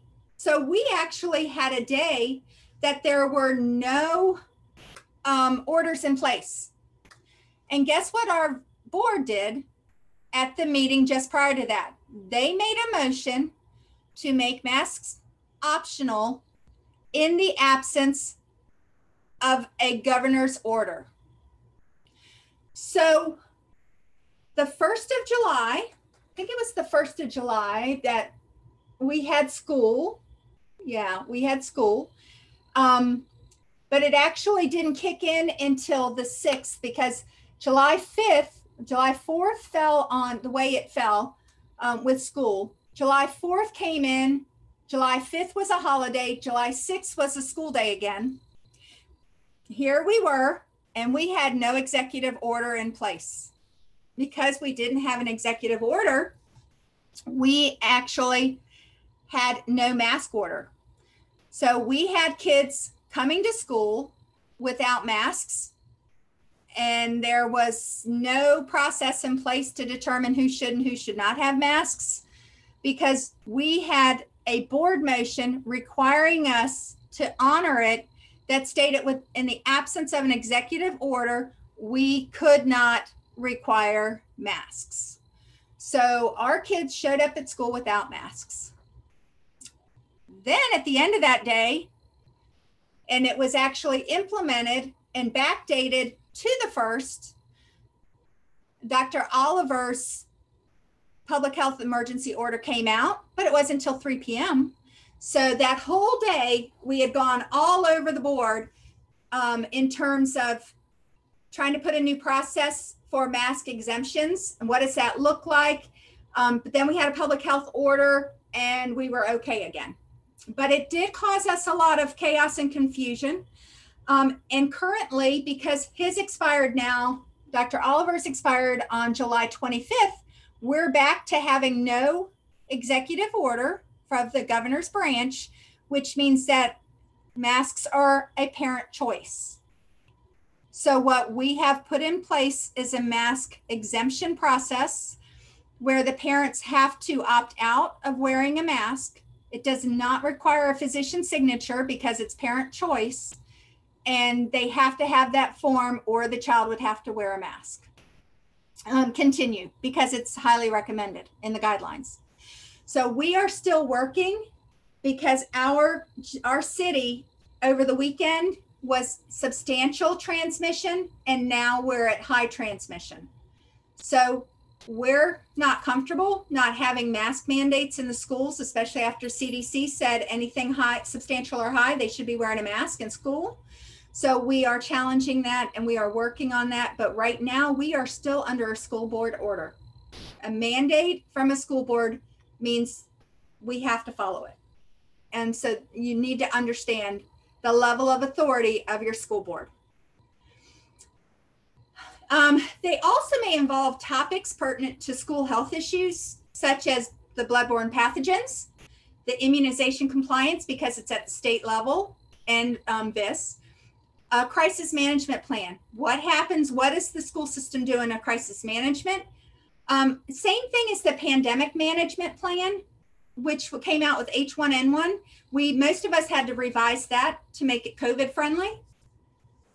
Record retention. How long do you have to keep certain documents, certain articles and items? Handling and reporting of communicable diseases. And that's why I said our pandemic plan. And then hepatitis B for school employees. How do we ensure that anybody that wants the vaccines have access to the vaccines? Where do they go, et cetera, that process and how we handle that one. Also, the school nurse coordinator should participate in development of the policy. We need to serve on the policy committee, or at least by reviewing them and providing the input prior to the adoption. And as I said, our legal team is very good about sending it to me to cross-reference to make sure it's well within our scope and care of practice. and knowing the sequence of a policy approval. So at a board meeting, your first one is going to be a first read. The second board meeting, that's when it's going to go up for vote. And any addition, the first read, they often will do discussion, more of a presentation on it. The second one will be more of the questions and often done behind closed doors. And then the second school board meeting is when the school board usually votes to accept or to not accept the policy that's put in front. So just to kind of get a gauge into understanding how those school board policies get into position. So school board policies that we feel that would be most relevant. And again, you'll have the PowerPoint printed out, use it as a checkoff list when you have a spare moment, which I know they're going to be so limited when you first come on board. But anything that relates or impacts health services, you want to look at your division policies and be familiar with them, because you want to make sure that you're giving guidance that's consistent with the school board division. You want to look at the general school administration, because that's when it's going to be your absence, time and attendance, that type of stuff will fall under that. You're going to want to look at their financial management policies, budgeting, how you do it, what the process is, at what level do you need X number of bids, what is exempt from getting additional bids. That is all going to fall under financial management. But it pertains to you because we're trying to buy our supplies and we're sending out for bid quotes for 3 companies and we've only gotten 1 back. So that's a problem. And it might be that they don't feel the need to bid down because they know we're held captive to a lot of our PPE, and maybe that's why we're not hearing back from them. But we have a requirement for 3 bids, but at what point are 3 bids no longer required if they're not responding? Support services. So anything related to support services, and because we fall within that, often we're within there, but that's also going to pertain to sports, for example. Student services and support services oversees the athletic programs, and our athletic programs are going to have our concussion policy that we're going to follow, our return to learn program through our concussion management program. All of that is going to fall within that, and that's why that's an important one to review. Human resources, as I said, what is the process? You've got someone that is excessively absent. You have someone that is falsifying their hours. There are a number of things that could happen. How do you go about it? What is your school's process? And what are your next steps? That's where you're going to find it in your human resource policies. Students, anything that's related to the students in terms of health, their medication policies, they can't carry them into school, their safe carry orders, time and attendance, absences. I also cover home-based education, medical bound, student education programs, homebound student education programs. I oversee that as well. So I always have to go back and look in terms of the process for the students in regards to that. What is our process in place? What's our policy? What's our manual? What needs to change this year based on any given loss? So that's the biggest part of my student impact there. And school community relations. So those are the type of policies that you're looking for. Those are like the titles and the topics that you'll find in most of the policy manuals. But remember, every district is different, but it kind of gives you a guide on what to look for. So specific school board policies, reporting acts of violence and substance abuse. You need to know what that is. As a nurse, you might or may not have encountered it, depending upon what grade you are working in. If you came from a high school, chances are you have a better gauge of that than if you are working in a primary school. But if not, you need to make sure you're familiar with what is that process. Financial management, the annual budget process, and fund balance process. Under support services, you're going to find the school crisis, emergency management plan, medical emergency response plan, threat assessment teams. What is your school's threat assessment process, and who serves on what teams? Accident and serious illness reports. What is your reporting process? Those are going to be school board based policies in most cases. School board policies under human resources that you need to make sure you're familiar with is your child abuse and neglect reporting. We know we're state mandated reporters, but we need to know what your process is in your school. So, and in your district. So where do they keep the reports? Who is responsible for the keeper of those reports? Because when you get the letter back, where does it go to get filed with that report? So you need to know what your school's process is and the policy for it. Standards of conduct. How do you handle confidential information? Communicable infectious diseases, specifically hepatitis B, that policy's in for ours. Student substance abuse and testing procedure. You suspect a student is under the influence based on their visit into the clinic. What do you do? How do you respond? Ours is involving the resource officer. We have a resource officer that will come in and he'll take over that component once we've deemed that the student is safe, that they can be under the care of the RSO. So that one, lactation support is fairly new.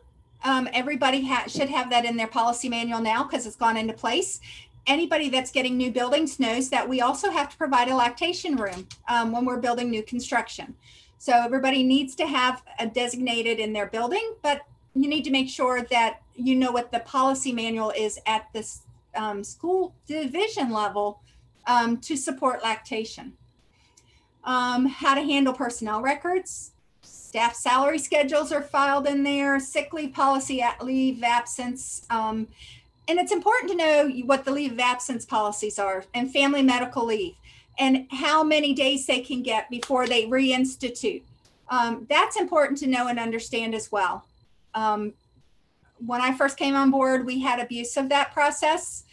So I had to work with human resources because they weren't necessarily counting the number of days. And we, in our policy, is very specific on the number of work days in between reinstating.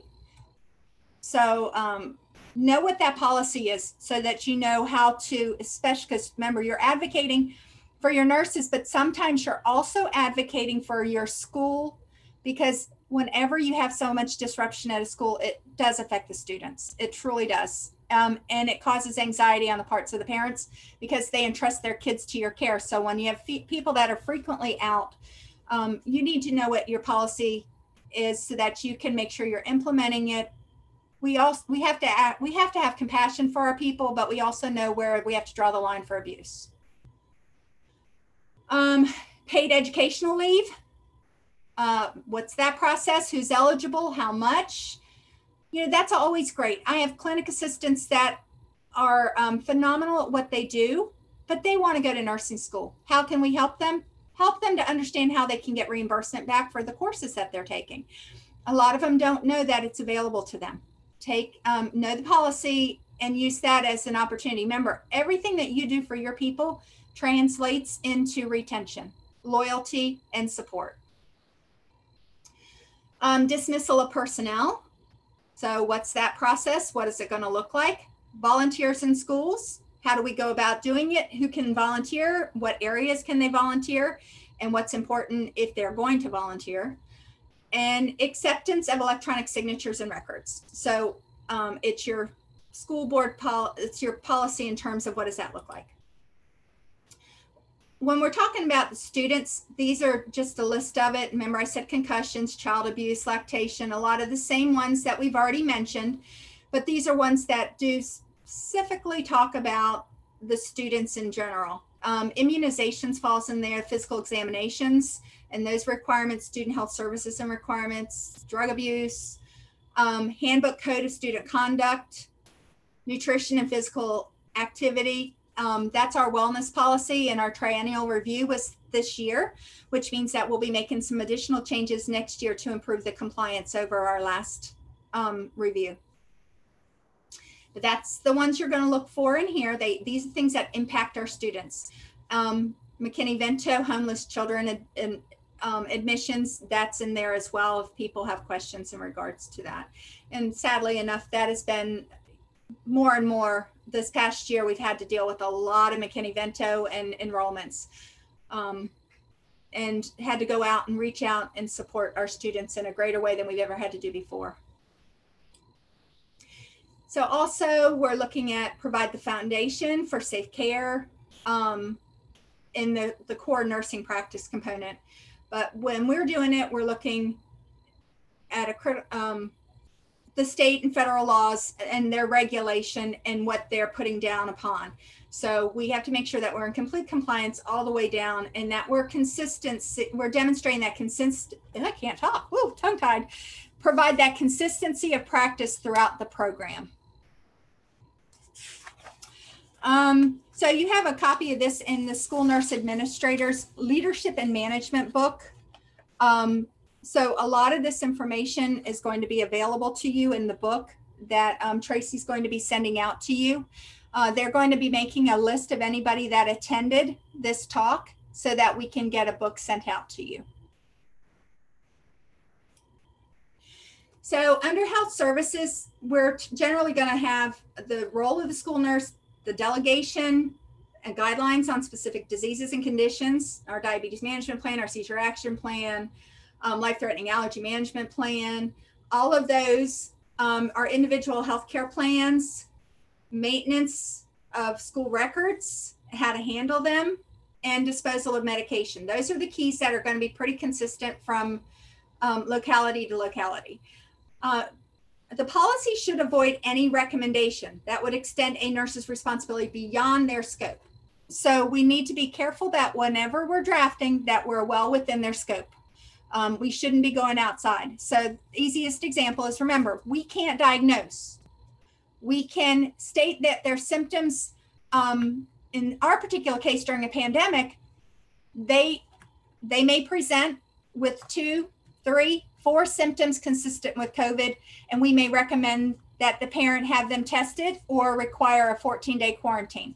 Well within our scope, because we're protecting the safety of all students. But we can't say they have COVID. They have symptoms that are consistent with it, and therefore it's recommended. But we don't have diagnosis capabilities. So after the policy's developed, they may be developed to give guidance to ensure the safety of the students, proper care. They require sometimes collaboration with other school staff. And most often those are your administrator, your guidance counselors, in some cases, the school board. And the school board shall provide pupil, personnel, and support services in compliance with, and that is the code. So if you're wanting to know what the code is as far as the school, you can click on there, it'll take you into it. The Drug Control Act, the Virginia code is there, should you want to look it up so that you can read it in its entirety. Policy on use of the outside agencies for care of students is usually done with what's called a memorandum of understanding. In other roles, it's been memorandum of agreement. So what that is it's the organizations come together, they have a contract, and it says, you're responsible for this, I'm responsible for that, and this is what, this is what our goal is, this is what we're doing, and who's responsible for what. An example for the one that I have to use most is our hurricane shelters.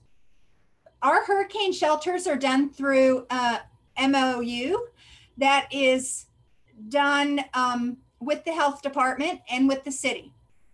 And what that does is it covers, in the case of a hurricane and the disaster shelters need to open up, the health department will utilize our space to open up the shelter, and the school nurses will staff the shelter.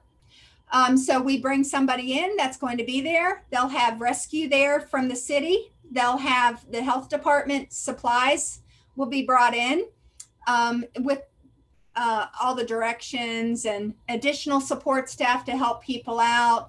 There'll be extra equipment and supplies, even though they're encouraged to bring their own meals, blankets, etc. There's always going to be those that need additional help, but we're there to help them as well.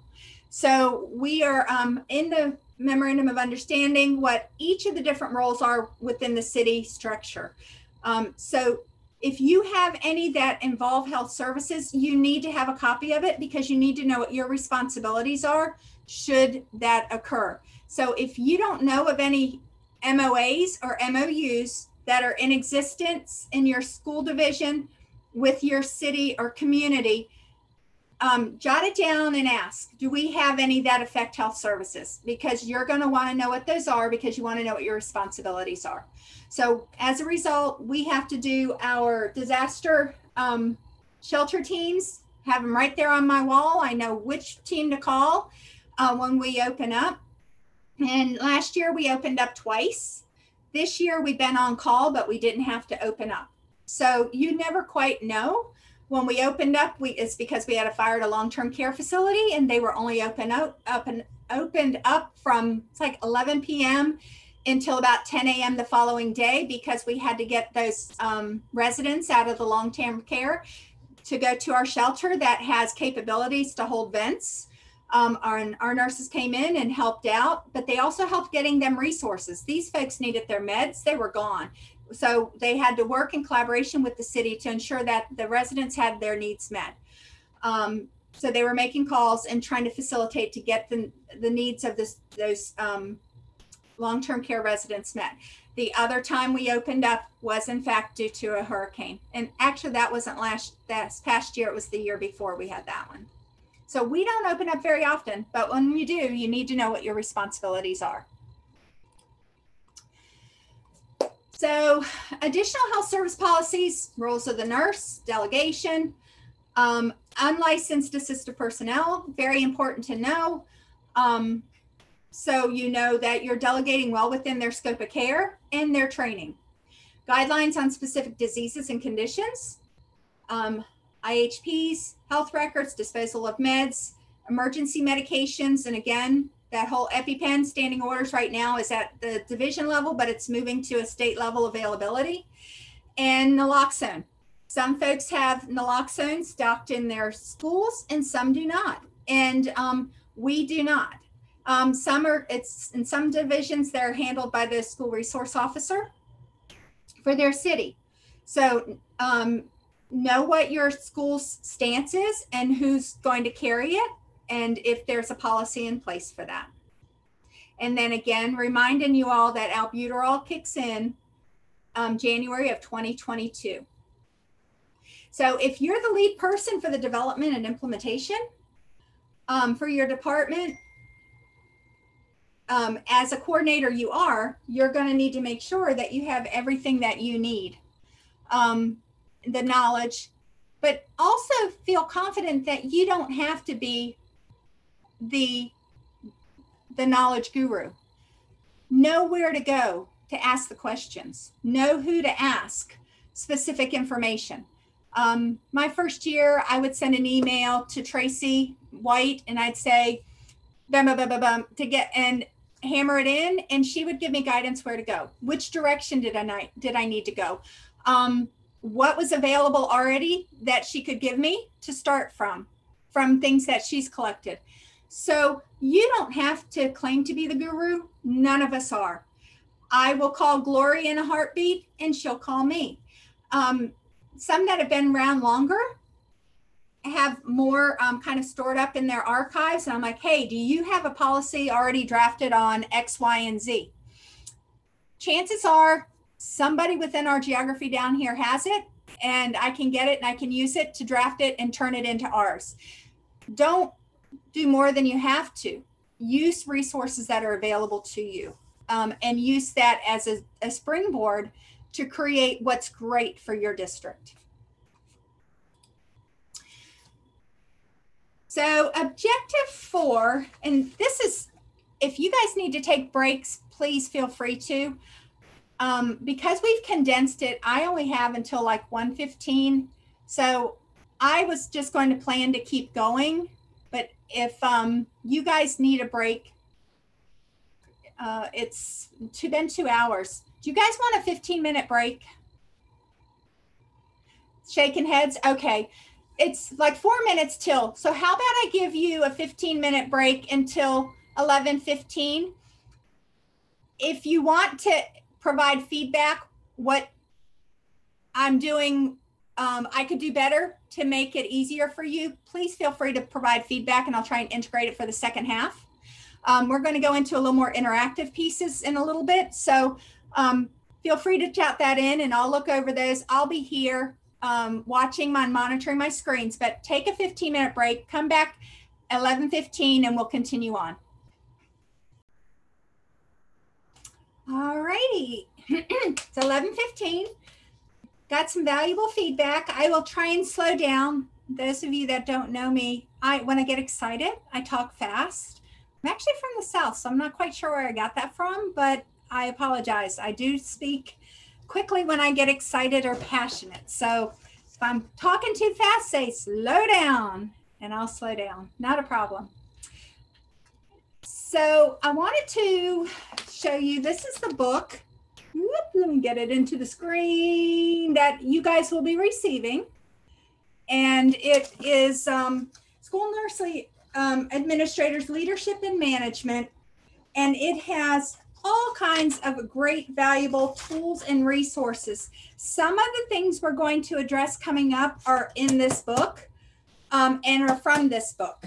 So this is a great resource to have. I'm also going to show you, if you don't have a copy of these in your office, there it is, you may want to. And Tracy's given us some of these copies. She may have some in her archives. You can always ask and see if she does. But this is the one for nursing. It's talking about scope and standards of practice. And this one was actually put out by the American Nurses Association. It's general to nurses. This particular one is school nursing, scope and standards of practice. This one's actually put out by ANA as well as National Association of School Nurses. It's co-authored. So it's going to be more specific to the job role of the school nurse. So this is a couple books that if you don't have a lot of the information that we've talked about in terms of the different roles are going to be found in here. So, you know, as you're talking about dental programs, if you're talking about other services that the student may need that fall under the health preview, this is the type of, it's going to give you your supportive documentation and stuff that you need to stay well within your scope. So ask for those. If Tracy has extra copies, she is always willing to share those with us. That's why I got them for myself and for some of my staff members a couple of years ago. All righty, so we're going to continue on, and thank you for the questions that came in during break. And if any do, please continue to send them my way. And as always, my contact information will be there for you. You can reach out after the presentation, and I'll get back to you as quickly as I can. Also on the call today, and I'm going to put her on the spot, is Karen Goff. Karen Goff is my clinical specialist that we brought on board. That was another new position I was able to get created.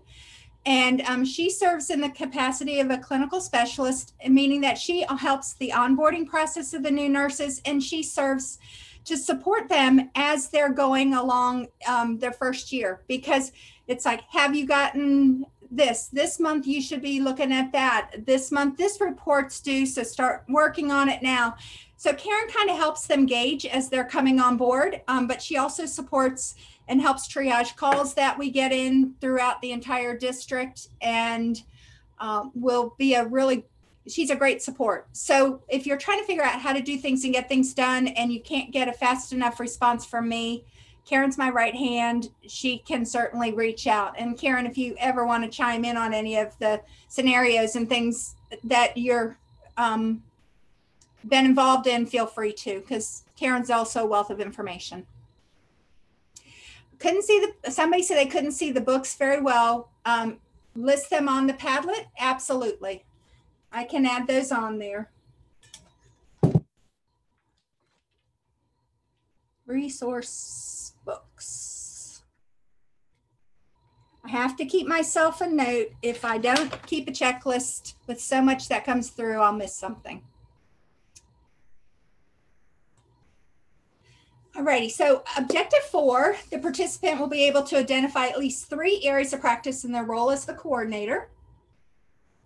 So we first have the organization. Some of the things we do falls under more of an organizational role. And those are departments and program policies, protocols, and guidelines, which we've talked about. Staffing requirements and training when nursing staff are not available. The IDEA, child find, 504s, IEPs, and reporting and statistics. So when we're working on those facets, we're impacting the entire organization. We also have team-focused ones. So these are specific to our health services team. So when we're practicing as in leadership, we're interviewing and hiring, orientation and new staff. When we're working on our staff and professional development for our people and evaluation of our staff, those are going to fall under the team dynamic. So our health services team as a whole. But then we have the budget. Sorry, it decided. The budget, that's really going to impact both. It's not only looking at the organizational side, but it's also going to look at the team side. So the budget, so what supplies do our people need? The ordering, that Medicaid reimbursement, remember I said it, that changes our dynamic from a cost center to a revenue generating center. So that's going to impact both sides of it because we need to bill as well as we need to the funding sources. Crisis management doesn't just affect us and our people, but it affects the entire organization. It's amazing how this year our school district had the loss of one of our teachers. Our teacher's husband also worked at a school and it was a different school. So the loss to our community was impacted two directional, but significantly affected our nurse that covered one of the schools and was very close to them. It was an unexpected, untimely death during a delivery of a baby, something that everybody thinks is a happy time that just turns tragic very quickly. So we immediately dispatched our teams. We had our staff there. We had counseling there. We were reaching out to the community. We had a communications plan to help bring people together, posted on social media, support of the family and the husband. Of course, we had the GoFundMe pages, you name it, we did it. But it is that crisis management and how we handle that crisis that really stands out, and that's what makes your district a part of it. So being active on the crisis management team is, I think, incredibly important from a health services perspective to support the needs and to be able to identify the needs to convey that to the organization and the district. And networking. When we're networking, we have strong relationships with community partners, we get more done. An example of that for us is our health department can't support our vaccinations and our immunization clinics. They helped us with our staff during the phase-in approach that the governor was doing. But when it came to vaccinating our students, they didn't want any part of that. They didn't have the time, they didn't have the staff, they didn't have the manpower to help us. So we instead went a different avenue. We went through our community partners. We went to Rite Aid, and Rite Aid brought in pharmacists, and they are doing our vaccinations. So utilizing our community partners, we were still able to accomplish a lot without having to tap heavy on the health department, where they were already being stretched within our city. Karen has put on her email address and her and our office number here. So if you need to reach out to Karen and you want it from a clinical perspective, she also has that information. You guys can write that down. It's not on one of our slides, but certainly feel free to reach out to Karen as well as myself. And if Karen can't answer it, she'll give it to me, and vice versa. If I can't get to a particular answer or it's more her strength, I'll direct it back to her. So networking and community partnerships are key, guys. I can't stress that enough. From relationships to resources to supplies, you name it. Our community is there to support us. Examples, winter coats for our Title I schools. Churches, phenomenal resource in our younger grades to help get change of clothes, underwear, socks, things for the kids. Mittens, hats during the winter months, all of those type of things. Community partners help. But I'll give you another example, and this is kudos to Karen, because during COVID last year, we do all of our contact tracing as well. So during COVID, we had identified we have our staff that we follow. We had identified one of our staff members that lived alone and had limited resources. So in conversation, when we contact trace, one of the things we always do is there anything else we can do for you? Do you have food? Do you have a thermometer? Do you have what you need? So we're contact tracing one of our employees. He lived alone. He said he didn't want to be a burden or a bother, but we knew he didn't have a thermometer. He was elderly. And by going a step above, we knew he needed. When we followed up with him after a couple days and realized that his department had not done what they told us they were going to do, Karen and I immediately went into action, getting hold of the administrator, who got hold of their church community partner that they had. This gentleman had bags and bags of groceries delivered, thermometer delivered, everything that he needed to take care of himself. And the feedback from that one employee was just amazing. How the gratitude, gratefulness, the support that we were able to give him was very heartwarming. So we forget day in and day out that not everybody has what they need, or you may think they have what they need when they really don't.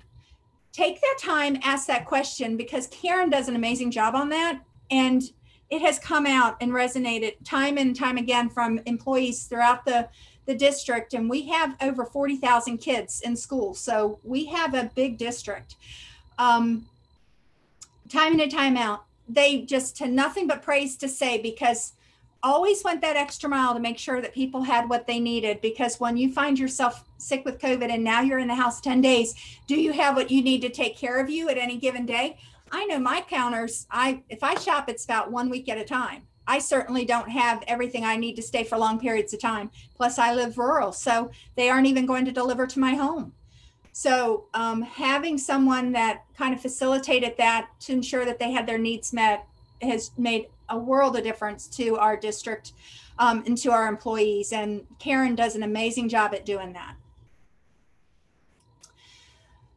So leadership, we're going to talk a little bit about leadership because it means different things to different people. So when you're talking about leaders, a leader needs to have enthusiasm. If you're not excited, they're not going to be excited. If you don't have integrity, they're not going to have integrity, because remember, things go down every step below. If you set the bar here, you know it's going to trickle down. That is nature. So you need to ensure that you are the top of the bar with everything that you're doing. Enthusiasm, integrity, communication, making decisions, and your managerial competence. You need to understand your values. So as we go through these, think about them, jot them down, because you need to understand, are you someone who likes to be liked? Is that your motivator? Because it's important to strike a good balance when you're a nurse leader and staff you are already friends with. So how many of you guys, if you don't mind commenting for me, are going from a school nurse position where you were once a peer to the nurse coordinator lead, where now you're overseeing? 1, 2 me's coming in, 3 me's coming in. Okay, so you guys are in unique scenarios because you're having to change your hat. So those folks that you've had candid conversations with, you may not have agreed with your leader at the time, your coordinator at the time, and you've had candid conversations, those are things that they remember. That one time that you had one too many drinks and you let them have the real story, those are the things they're going to remember. So you've got to take a step back and remember, we all want to be liked, but at the end of the day, we do have a job to serve. And sometimes we will have to make the unpopular decision, i.e. the lice policy, where we had a couple that didn't want it. Might be their unpopular decision, but it's something that we have to do.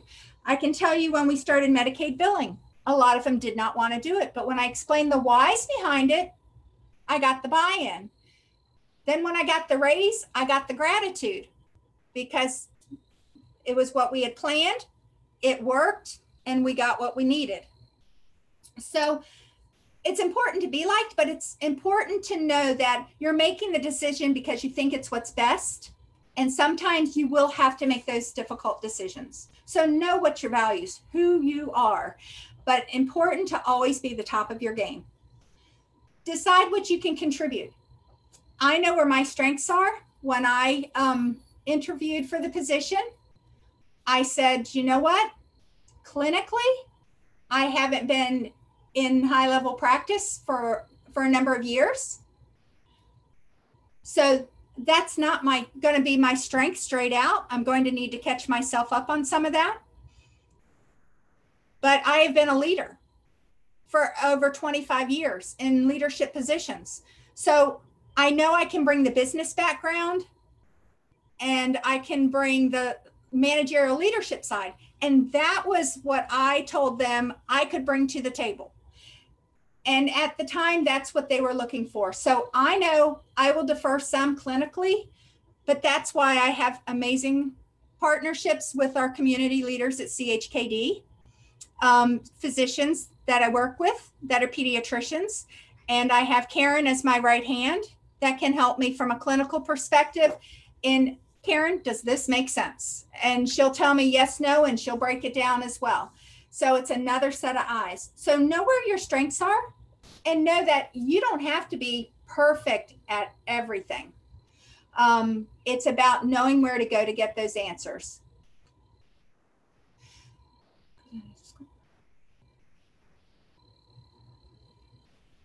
So in some of the areas of the state, reading through there, some of the areas of the state, I know that you guys serve at schools and you serve in a leadership capacity at the same time. And I don't envy that role and responsibility for you. I know it's hard to change your hat and go back and forth and back and forth. But I know in some areas it is a necessity because, as you know, in schools, nurses are not funded. This year, under the ESSER funds, they are getting money, which is why we've expanded some additional positions. They're actually giving me 6 to 8 additional positions that I can hire out of my office to delegate out to the schools as need be and for contact tracing. However, I haven't been able to fill them all. So we're not going to be starting the school year with all the additional headcount that we had hoped because we haven't filled them all. But it is hard to wear 2 hats at the same time. But just know that as a leader, sometimes we have to bite our tongue and present things in such a way that we can get and keep everybody engaged and understanding, and have that confidant, have that person you can talk to on the side that you can vent with when you need to, because unfortunately you don't want to be venting to your peer, those that were your peer. It's harder to get buy-ins, harder to get commitment when you do that. Relationship management, take that time to develop the relationships with the staff and the colleagues. So your administrators at the different schools, you want them to call you if there's any concerns that they might have. Have that relationship, develop that relationship. Secretaries at the school, they're a source of information when we need them. Everything from attendance of students when we're looking at their IEPs and their 504 needs, as well as for any questions regarding staffing, time and attendance, because they get entered in at the school level. There's a multitude of different things, but establish those relationships, work with those relationships. Those are going to be so incredibly valuable for you as time goes on. And be open to feedback. Effective nurse leaders make sure that they're listening actively, not only to their immediate employees, but also to their peers. So I'm listening to my school-based administrators to hear what they're having to say about what's doing good, what's not doing good, what we need to address, what challenges they have, what's impacting their school attendance, which policies that we have that are maybe not the most productive for them. So listen to that feedback. Jot down those lists, because those are things you can always circle back around to. May not be a priority right off the bat, but there are things that you can come back to, and you can have that conversation next time you're in that school and say, you know, when you told me about that, I just want to let you know this is what I've done. It opens up and it lets them know that you're consistent with follow through, and it really will help you to stand out tremendously coming in. So also in this book, they talk about 15 steps. Oh, wait a minute. This is from the Forbes Coaching Council. I will post the link to that for you. But the Forbes Coaching Council, they say there's 15 steps to gradually transition if you're going from the peer to the leader. The first one is clear the air and address the elephant in the room, because you're going to have those people that thought they were better positioned for the position, better experience for the position, have been there longer as a nurse and should have therefore have the position, have more letters behind their name, so therefore they should have that position. It's the nature of the beast. Clear the air, address the elephant, and have those one-on-one conversations. I know I had 3 folks that applied that did not get the position, that have more letters than I do, but they also didn't have the number of years of leadership and experience, didn't have the business, didn't have the Medicaid billing, didn't have electronic documentation experience. So the choice and the decision was an unfavorable one based for some of my nurses.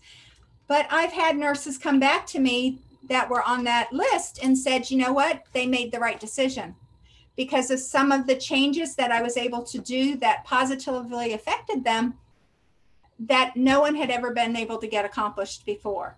So know that you need to have those conversations and clear the air and let them know you respect them and that you hope that they will be a resource to you and that they will be there to support the initiatives and help guide you, continue to guide you in making positive changes for the district. That will go a long way. Also remind them that you're in it together. It's a team, and be your authentic you. The worst thing you can do is walk in and say, I'm the boss and that's the way it is. So sometimes we have to make that unpopular decision, but we don't do it and say, well, you have to do it because I said so. That's not the approach. You say, I know this isn't what you all want, but based on these reasons, this is why I need to do it this way. And I hope that you'll support me in having it done. So help me to understand what obstacles you'll have in making sure that this is the process that we follow. Open the conversation, generate the dialogue, get their feedback, tweak the process if you need to. But as long as you're explaining the why is what's going to give them the motivation to follow your lead, is they need to understand the purpose behind. Believe in your own capabilities. You were chosen for a reason. They saw something in you. You shined. Use that as the driving factor. Have confidence in yourself. And when you are losing confidence, have a conversation with one of us. We'll build you back up and send you back out. Because there's days that I can tell you, I get beat up, Karen gets beat up. Parents can be difficult. We know that. Administrators can get frustrated. Superintendent, they get a nasty gram from a parent, they're going to come back at us. We'll have those days. You will get beat up. But believe in your skills, recharge yourself, and reach out to one of us if you need to be recharged. And we'll talk through it, show the big picture, set a plan, and you'll be great to go. Help your team earn a win. That's to get their buy-in and commitment. That is so incredibly important. For me, it was their salaries, getting the attention. And though after the second year, I still had not gotten their increases, I did get the superintendent and the assistant superintendent personally in to speak to the nurses the day after school let out. We invited them all in to the building here, to the conference room. They came in and they told them how important they were, how valuable they were, how they were committed to getting this fixed, and that how hard that I was working on behalf of them and how hard I was advocating for them. So what that did is it let them know that I wasn't blowing smoke. I was being sincere in my efforts. I always try and be transparent with the process to make sure everyone's kept up to speed, where we are, what's going on. Transparency is important when it can be given. Sometimes we can't say everything that we want to tell them because we're held to certain levels of confidences at different levels. But transparent with as much information as you can provide will help them to build that confidence and trust. But to have the superintendent and the assistant superintendent is what they needed to know to stop the attrition that was coming through the district due to pay. Listen to your new team, even if you do not agree. So they're going to have some things that they're going to say that you may not agree with or may not see. That's normal. It's natural. No one's ever going to be 100% in agreement. But listen to them, take their feedback, try to apply it, and then move forward. Offer to mentor someone. Always a good choice. That one that wanted the position that you got wants to know why. Mentor them, help them. Because most often it's the difference between seeing the little picture versus seeing the big picture.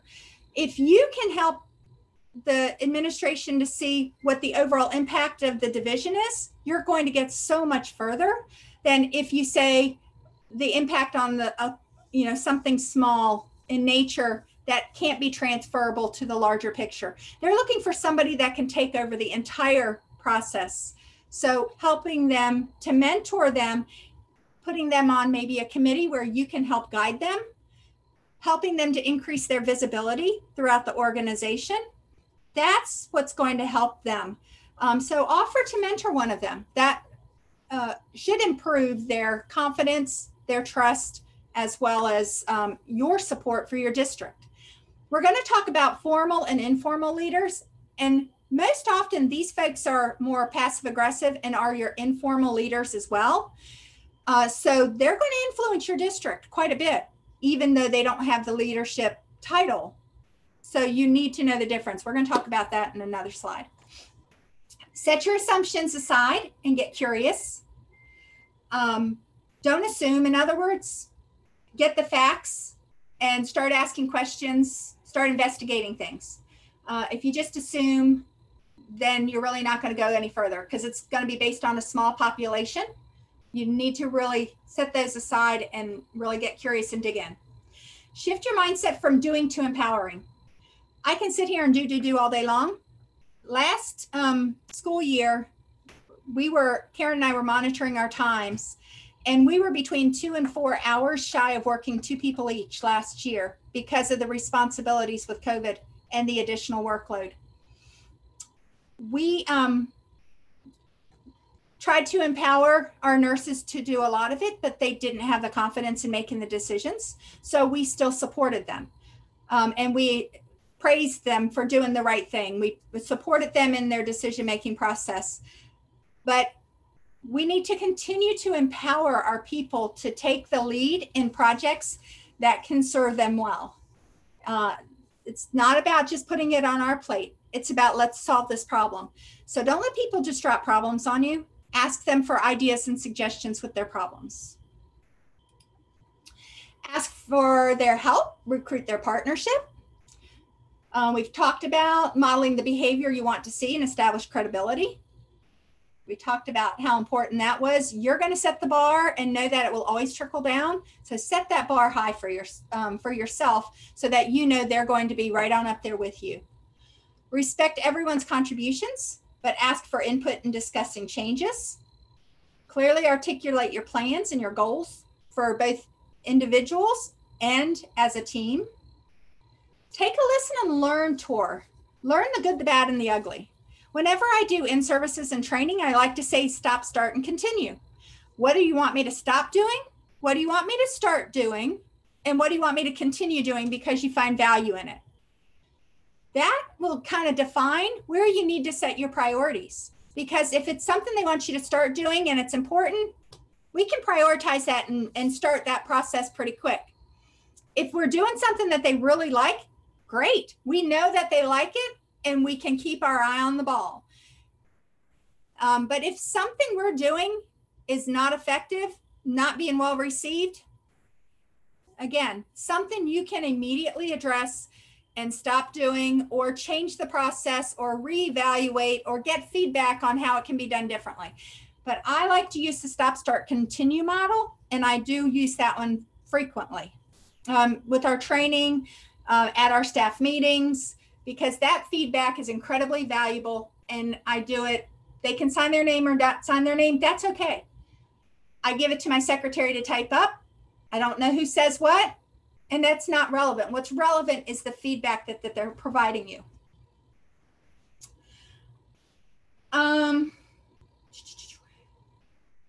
Where was I? There we go. Stay connected as you are not one of the gang. So there tends to be, once you step into the role, you are a little bit on the outside where you used to be in this inside, or you'll have your small core group of folks that you're still on the inside with and you're on the outside of everybody else. But just remember, you can't show favoritism, because if you do, then the ones on the outside will never be part of your trusted circle. They won't trust in you if you're not trusting in them. So know that you're not one of the gang, but you are one of the team. So make sure that you're still being team focused. Be humble, go in humility, and seek input. Know what you don't know and say, it's okay. You know what? That's not my strength. Let me look into it. Let me get back to you. Or I don't know that answer. I will find out and I'll get back to you. That's okay to do. That's what you want to do. What you don't want to do is misrepresent yourself or represent our profession. So I told you we talk about leadership, formal versus informal. And that's where people kind of, so if you have a piece of paper in front of you and you're at a point where you can jot down, think about in terms, who do you think right now in your district are the formal versus informal leadership within your health services team? Think about it and jot them down as we're going through this. If something triggers off and you're like, oh, that's Johnny, oh, that's Sally, that's Sammy, you'll know who your informal leaders are. Those are the people you want to speak out to. I'm going to implement a new policy or a new process. Those informal leaders are the ones that I'm going to want to go to get their feedback. The reason is because how they present it is likely how it's going to be received. So when we give it to the informal leaders, say, hey, this is what I'm thinking, talk through it with me. Am I missing anything? Take that information. By the time you roll it out, they'll feel a part of the process. You'll have their buy-in and their commitment, and you're going to get things a whole lot further. Know who they are. Jot those down as you're going along today. If you think of somebody in the district that you know and you're like, she's definitely an informal leader. When I came on board, there were 8 that were very behind the scenes. If you wanted the grapevine, that was them. Their buy-in went great. When they weren't in buy-in, it didn't go great. And I had to make some unpopular decisions, but it was something that we needed to do to get our mission accomplished. So a formal leader comes from structure, authority, power, usually comes in the form of orders and commands. This form of leadership is effective for managing others and achieving the results. We are sitting in a formal leadership position. My clinical specialists are in a formal leadership position because they're leading and guiding the nurses as well. Or Karen, my one, is leading and guiding the nurse as well. They serve a formal capacity. So as a formal leader, think about yourself. What is the one thing you really do well? So if you guys jot it down in the chat, if you know if you had to say and you were selling me on your capabilities to step in the role, what thing do you think you do really well? Because I can guarantee you 10 more people are like, I do that too. I never really thought about that well. Lee, communicate. Absolutely. So important, because that's going to get and break and bridge all of the different components of our jobs throughout this entire process. Listening, incredibly important. Again, I said, you can listen and not agree with what they said, but that's okay. Listen to the complete, because they're saying it for a reason, and we need to know what their motivation is. And if you listen to them, you will figure it out. Encourage. I'm even show compassion, because every one of our employees has different things going on in their life that affects them from one day to the next. And the support that we give them is what gets their best. Some of our most challenging home scenarios bring out the best nurses because we've given them the support that they need to be successful. But encouraging them to be their best, to be their cheerleader, to root for them. Yes, it's your first year and you have done an amazing job. Or this is your first year. It's okay. It's really okay. That's why we're helping you. That's why we're here for you, to help and support you. It's encouraging them to continue to grow. Very important. So know that one thing about yourself, what you do really well, because that's going to be your staple. And you're going to build everything else around your strength. Your strengths are your keys. Know what your weaknesses are, because this is where you're going to supplement. You're going to have other people build your team and help you to supplement areas that are not your strong point. So what's one thing you would improve? Think about it and say, gosh, if I had to take a step back, I really need to improve on. And for you all, it might be as simple as your knowledge of the policy process in your school division, your knowledge of where to go to get things done, because you're new in your role. So don't be hard on yourself for areas that you need to improve, because you're new in your job role. Even if you've done leadership roles, you're new in your job role at the school system. So you have to learn the school system and the ins and outs on that. So don't beat yourself up. It's about self-awareness, self-assessment. And what is the one goal you can set for yourself? So based on what we talked about today, jot down, that could be one of your goals. This is the one thing that you really want to set for yourself starting out the school year that you want to achieve. Put it on your checklist. Go back to your checklist and have I addressed that goal? I know it's something I need to do. Did I do it? So take a second and jot that down. When we're talking about those informal leaders, those come from the relationships, influence, and connections that usually come in form of favors. This form of leadership is usually valuable in building coalitions and enhancing collaborative efforts. So that informal leader can either be with you or not with you. If they're with you, you'll have that support to get it implemented to grow. If they're not with you, that could be the behind the grapevine going against you. I'll give you an example and something that I experienced last year. So during COVID, I told you our schools were open. Our elementary schools were open 5 days a week, 5 days a week. Our middle and high school students were in 2 days a week, virtually 2 days a week, and then they had an asynchronous day on the 5th day.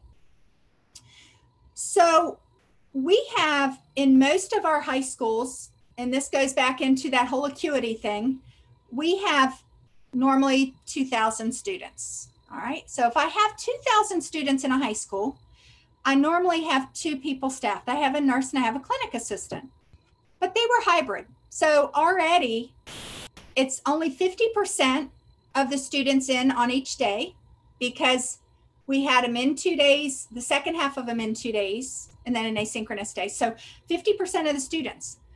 then they had a virtual option, and 50% of the high school students went virtual option. So now we went from 50% of the students in on a daily basis to 25% of the students in on a daily basis at a high school.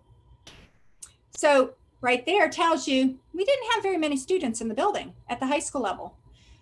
So staff utilization, I needed to take and make an unpopular decision. I had to pull the clinic assistants from the high schools and have them work in the elementary and primary schools, where they have 750 to 900 students that are there every day, with only a small percentage of the kids that were actually students that were virtual. Very small number, because you can't really learn reading virtually. Very difficult to do. So looking at that, we had to make some difficult decisions. And of course, our clinic assistants were not happy at all with me. It was an unpopular decision, but I couldn't justify having 200 students max in a building on a day with 2 staff members when I have a full staff that's working with, well over 700 students, and having to physically distance them. We're doing the monitoring, we're contact tracing for higher volumes, we're having to track down seating charts, so much more going on. I had to do what was best for the students and to ensure the safety of those students. So it was a challenge at that time, but behind the scenes, those informal leaders that were within the clinic assistant group decided to try and go up to the state level to complain, because we were asking them to do jobs outside of their school. But when you go back to the job description, it was well within. So sometimes we have to make those non-popular decisions, but as much as you can get those informal leaders in your team to go and expand with positive communications, with positive feedback, you're going to get better buy-in. So you need to know who your informal leaders are on your team. Jot those names down. For those of you that have gone from the peer up, we talked about that. Jot those names down. They're the ones you want to go to say, this is what I'm thinking. This is why I'm thinking we need to do it. These are some challenges that I'm having that I think this would solve. And if you do it and you approach it in that way, those informal leaders will become your cheerleaders. And that's going to be all the difference in your success. So think about it and go back to it and say, as an informal leader, what is the one thing, if those of you are serving more in an informal leader versus the formal leader, think about what's the one thing you do really well. And Tracy just said, emerging leaders within your school health staff, those are informal leaders for you. They may serve in a formal capacity if you have them running a committee that's specific to something that you're working on in your school division, i.e. a medical record transition. They're your guru that everybody's going to, but most often they're going to be serving in an informal leader capacity, and they're great sources to fill that void. Think about the one thing that you would improve. And then also, if you're serving in that capacity right now, write down that one goal, because remember, that's your checklist. That's what you're going to go back to and say, gosh, did I accomplish my goal? If you've got a goal that you want to set for yourself, how to improve in this capacity, write it down, because that's what you're going to take out of this session. I really can't stress enough, my plan for you is to have a plan, something that you can work on, that you can check from, that you can look at and say, gosh, I accomplished this, I accomplished this, I accomplished this. It's all about growth, guys. We don't ask for perfection. It's all about growth. That's what life is for us in these roles. So kind of compare and contrast. Informal, described by their relationships and their connections. Actions tend to be carried out in private to serve. Keeping expansive networks and achieving goals with employees in mind. On the formal side of leadership, they're going to be described by their authority and their structure. actions displayed more publicly. So it's, you know, us standing in the front of the room and explaining it, or sitting on a call virtually and explaining it. Network with people at or above their level. So it's our role working with our superintendent cabinet right now and our school board to ensure the safety of our students. Achieving goals on behalf of the organization. And our goal last year was to keep schools open. And that's exactly what we accomplished. And that we reminded ourselves of that every single day. Our goal is to keep our schools open. So how do you measure up? Remember I said, we need to know what our strengths are, and we work with our strengths. Focus on your strengths, build things based on your strengths, but know those weaknesses and your blind spots and have people supplement. So an example of that is Karen. Karen is on here. Karen is so good with her communication and compassion. So when I have to have a difficult conversation, if it's an emotionally charged nurse versus a process assessment type of situation, I know Karen is going to deliver that message with 10 times more sensitivity than I can do. You know, my kids used to say I was the toughest. You know, it's the suck it up, buttercup, let's go, let's get it done. Doesn't necessarily work very well with all people. So I know with those folks, I'm gonna have to say, Karen, can you call so-and-so for me? She's going to deliver the support, the listening ear, the compassion, the talk them off the ledge that they need to regroup and move forward. I know that's my weakness because I am tough. My kids will tell you that every day of the week and then some. I'm a hard charger. I'm going to get things done. I'm the bull in the china shop. But again, it's about knowing. I know it. I recognize it. I constantly work on improving it. I'm really good with the parents, but for some reason, not as much with the nurse because I see it differently from a nurse to nurse perspective. So I'm not as good with the compassion on their side. So I'm going to use my strength. My strength is to find somebody that can help me deliver the message to get that across and give them that, re-energize them, support, alignment to keep on going when they get flustered. So she handles some of those calls. So know what that strengths are, know where your weaknesses are, and it's okay. We're not all perfect. It's about knowing and working within your limitations. Know your department's strengths and weaknesses. What reputation does it have now? And what reputation do you want it to have? How much do they respect health services now? How much do you want them to respect you at the end of the year? Karen and I had a goal. Health services was going to be known. It was going to be known. This was our best nurses year ever because we got gifts sent from SAB. We got gifts sent from the print shop. It was our best year of gratitude for the nurses. School board recognition multiple times. I mean, we've saved lives pulling out the AED several times in just the year before. No recognition for the nurse, none. But this year was so different because we let them know, this is what we're doing, this is why we're doing it, this is how, this is the results we've seen. And by tracking it, communicating it, and putting it in front on a regular, ongoing basis, our reputation as health services and the respect that we have fostered and garnered over this past year has been tremendous. It was an amazing nurses year of recognition from our school system. My assistant superintendent and superintendent sent me in for coordinator of the year and did write-ups because they turned around and sent them to me. So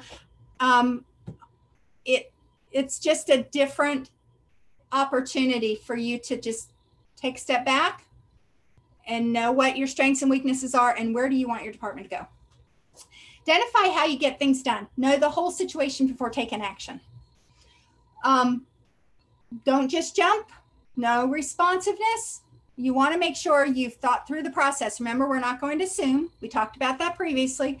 We're going to know all the situation. We're going to apply, analyze, plan, involve people if we need to get the buy-in, and then before we take actual action.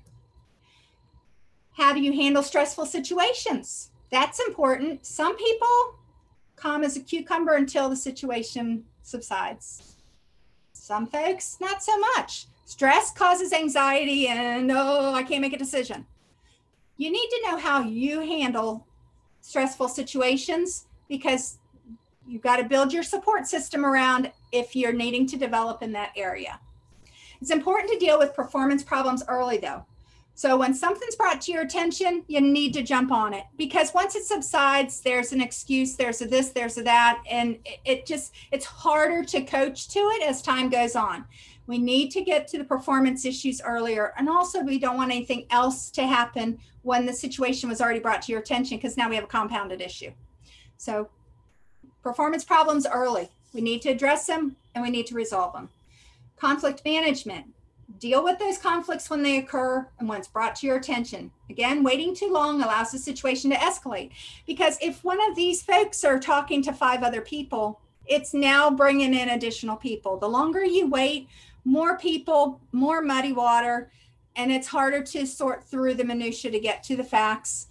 Deal with them when they occur. It would save you so much time in the long run. So, crisis management. Schools are well-organized systems, and we function really well. But during a crisis, we have a lot of unusual demands that come upon us here at a school system. So we have departments, we have different response plans. Everybody has a different role. So we have to make sure that as health services, we have that input and regularity in discussing how the nurses are going to be impacted and what our roles are going to be during certain types of crises. So, you know, a couple years ago, everything was about shooting, mass shooting, and the drills on those. And if something were to happen, what would we do? So here in our school system, we set and did a drill 2 summers ago before COVID, and we involved the city. We had fake guns. We had our SWAT team, fire department, police station representatives, resource officers, teachers were actually playing the roles. I was in there as a student and an evaluator in the hidden evaluation role. And we had nurses involved. They were doing the triage and some of the treatment. And what is our protocol and how did we implement it? I can honestly tell you that was one of the most eerie days of my life, sitting in a locked room in a corner, listening to what appeared to be real gunshot outside, not being able to open the door, having somebody crying and knocking on the door. But it was such an incredible learning experience. But having all the key parties involved in that training and planning was such great lessons learned that we were able to roll out throughout the whole district. It was well recognized, did receive media attention, and but as I said, it did have an emotional impact on me. They even had the actors were bloodied up and the whole caboodle. So, I really had to take several deep breaths and remind myself, this is not real. But I could only imagine the impact had it been real, because it definitely hit me hard. So the response team in general, there's 4 types of crises. So, I kind of gave you the shooting one. I've given you the staff member, death of a staff member. That's the first one, death of a student, a staff member, or community member. The second one is an environmental crisis. So that's our hurricane, our flood, our pandemic. So that's us now. That's what we're living in right now, is a major environmental crisis. That's our COVID world. Situation that involves a threat to the physical safety of the students. So that could be our bus accidents, our intruder that we just talked about. And a situation that involves a perceived threat to the emotional well-being of students, such that may be precipitated by either a hate crime or a bomb threat. And, in that you can even throw cyberbullying in there. You can throw bullying in general if you've got a real bullying issue going on at a school, or gang related. Let's talk about, some areas have gangs. We have one geography within Chesapeake that is known for high gang activity. We have our gang team come in and talk to us about updates on gangs and drugs in our area because of that specific geography. And they'll say, oh, there's a lot of crime right there. So those are all threats, and those are threats that we need to address. And that's why the crisis response team is so incredibly important to address the type of threat that's precipitated in that school environment or district. So you've got to know in your school, the crisis team, what role you're playing, what role your nurses play, and how are you going to handle different crises based on what role you're going to serve. So those are conversations that you need to engage in. So if you're not sure and you've never been involved in a crisis team on your school district level at this point, find out, ask those questions, jot that down as your to-do. What is our crisis management process? Do we have a crisis management protocol? Where is it? Where can I find it? I need to know what my nurses and myself's roles are in that. And so how did you support your schools throughout 2021 school year? And that's the other question to stop and think. Some of our nurses contact traced and they supported from home, even though their students weren't there. Some of them worked in the school and the students were still at home virtually. Everybody had a different role, but you still supported your school. Know what job and value that you provided last year on that team, because you need to make sure that you're involved and continuing to elevate your game for this upcoming school year. So crisis response plans are held at the high level because they're district level plans. And everyone should have a plan that includes guidelines for who and what members are on it, what departments they pull from. You need to, that's where I was saying you need to know which roles you and your nurses will serve. It should be in the crisis management plan. That's another one that you need to get your hands on if you don't already have a copy of. You also need to know protocols for notifying your team members, your school staff.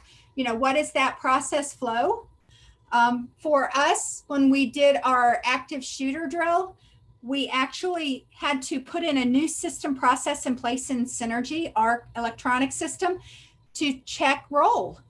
So when you're evacuating kids and then you're doing parent pickup, you need to be able to track that parent to child pickup and who was there, who's been picked up. So you know who's at the hospital.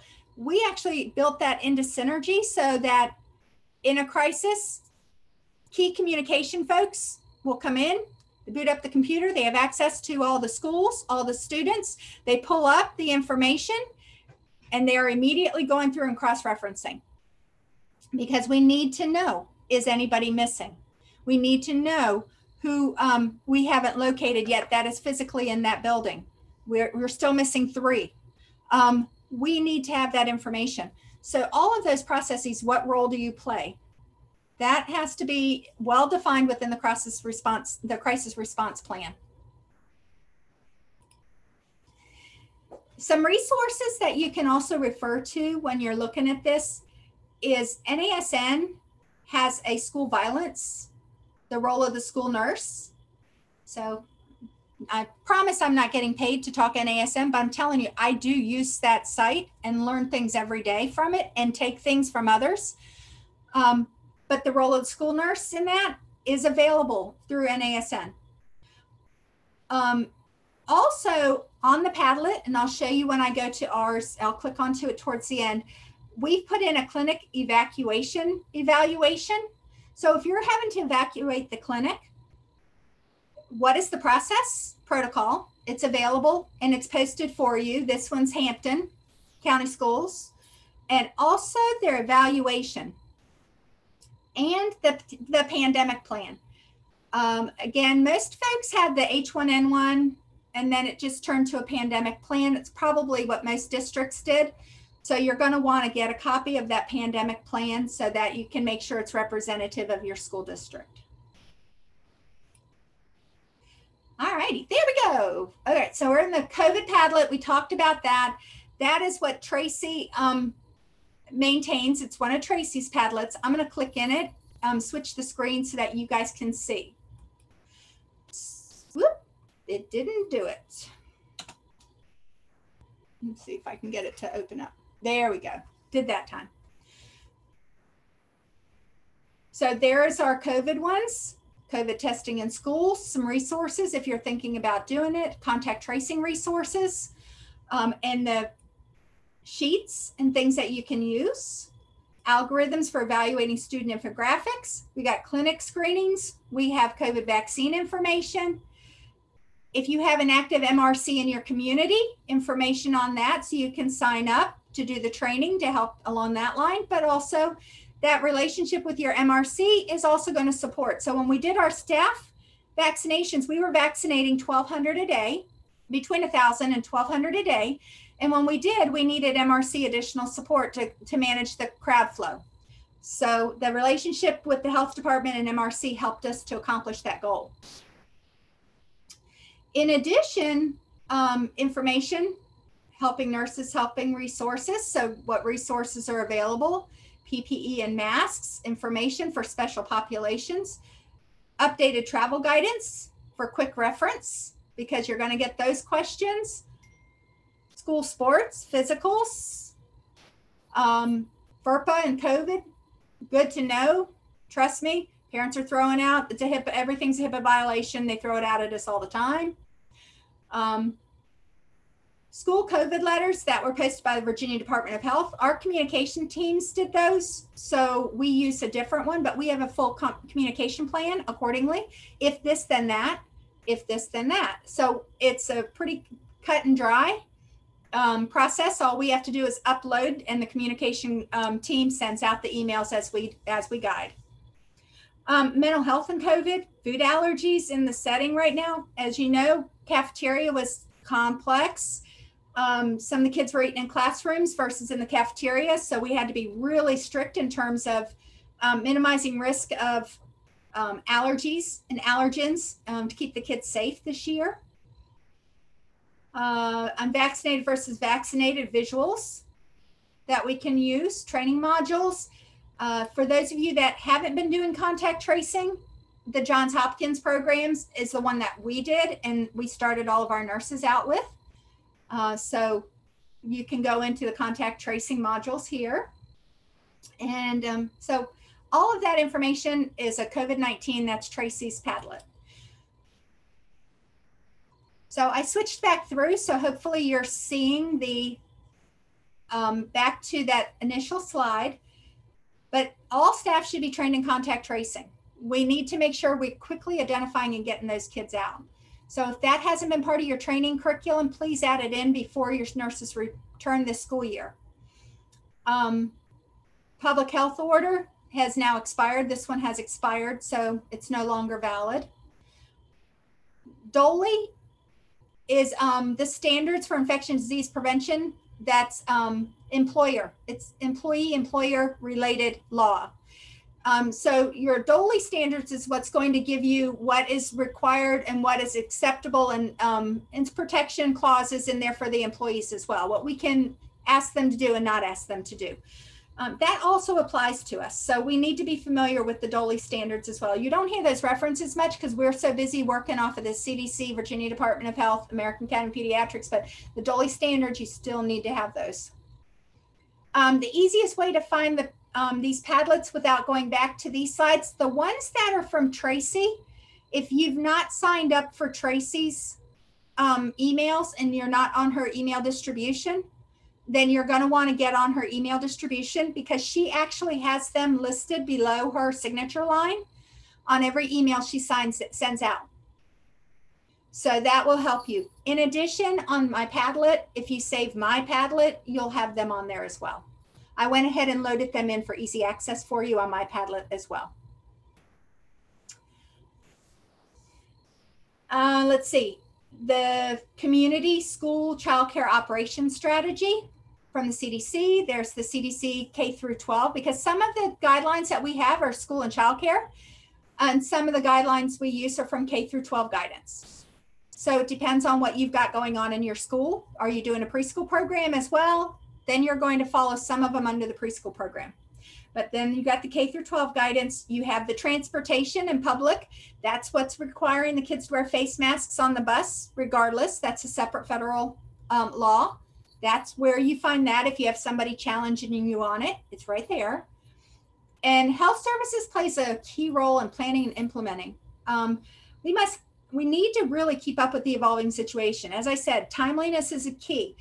New things came out Monday. I was on a call at 8:30 and my superintendent was asking me specific questions about a new guideline that was just published that morning. So you got to stay up on it. You are their go-to expert.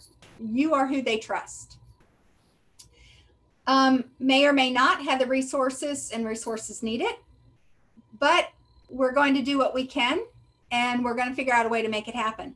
So reach out to others and find out how they're getting things done. You might find out that it's not going to take as much resources as you actually thought.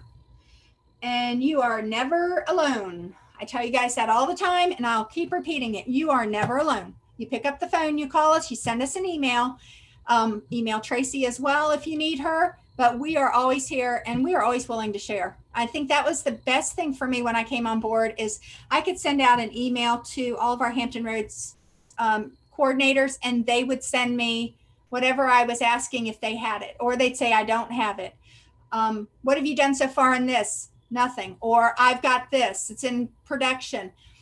Whatever it is, they have been a world of help from day one and they continue to be. And where we all have different strengths, Glory is spot on. If there's a policy, she's already probably written it because she loves to write policy.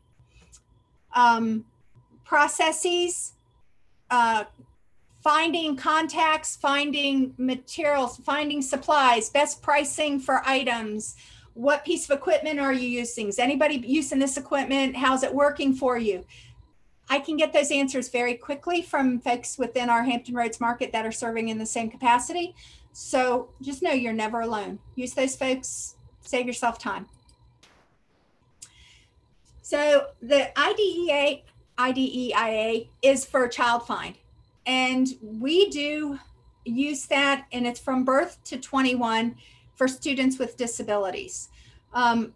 We have a program, we bring the students in, we interview the parents, we interview the student, we identify what their needs are, and we begin servicing these students for their special needs early on. So if you've not been involved in the Child Find, you'd want to make sure that they know that you're a resource to them, because these students that they're identifying are students that are going to be up in your school. We're going to need to make sure we have the resources set aside for them. These kids are usually very complex kids, have lots going on, and will need lots of services. So the earlier you know about these students when they first come in, the better you're going to be able to plan for their care in the schools and loop your nurse in as needed at the school that they're going to be coming to for their services. Sometimes it's just services. My granddaughter has been identified for her speech.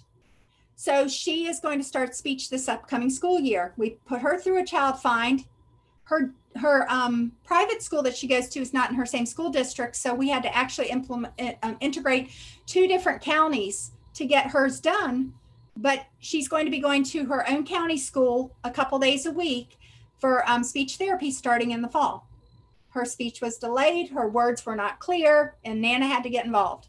So these kids, most of them are complex and some of them are more simple. Some of them are just a service that they are going to need so that we can make sure that they're as close to age appropriate once they start school in their kindergarten year.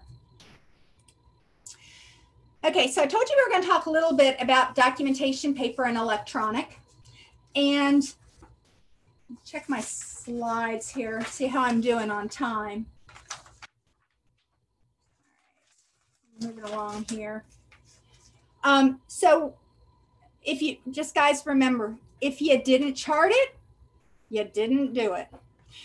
So I thought we had a presentation and I was planning on using it, but then realized that we didn't have it in presentation. What we did is we actually talked through it. But we had some scenarios that I thought were really key. Karen and I were concerned with the documentation that we were actually seeing from some of our nurses. Scenarios that happened, we reviewed the documentation and we're like, oh my gosh, what are we going to do? Oh, I'm trying to locate there it is. Some of my cheat notes on this for you to give you ideas specific to it. So we didn't have a presentation, but I wanted to kind of give you some ideas on what had happened. So I'm going to give you a scenario. So we had a student that was a brittle asthmatic, was coming in frequently into the clinic. On this particular day, the student was in the clinic on 3 separate occasions. And the nurse put the note from the school nurse on there, and she put that they were 3 times, still short of breath, last dose of 4 puffs, O2 sat 97%, pulse was 152 after 4 puffs. She referred them to the doctor. And she also let the parent know she needed a reminder for refill for albuterol, that they had only 48 remaining in the inhaler. And because the frequency the child was coming in, because she was not, clearly her asthma was not stable, she wanted to get another inhaler in there on backup. So she let him know it was 48. She was running a temperature of 98.8 while she was in there, complaining that she was tired. She had some slight crackles in her right lung.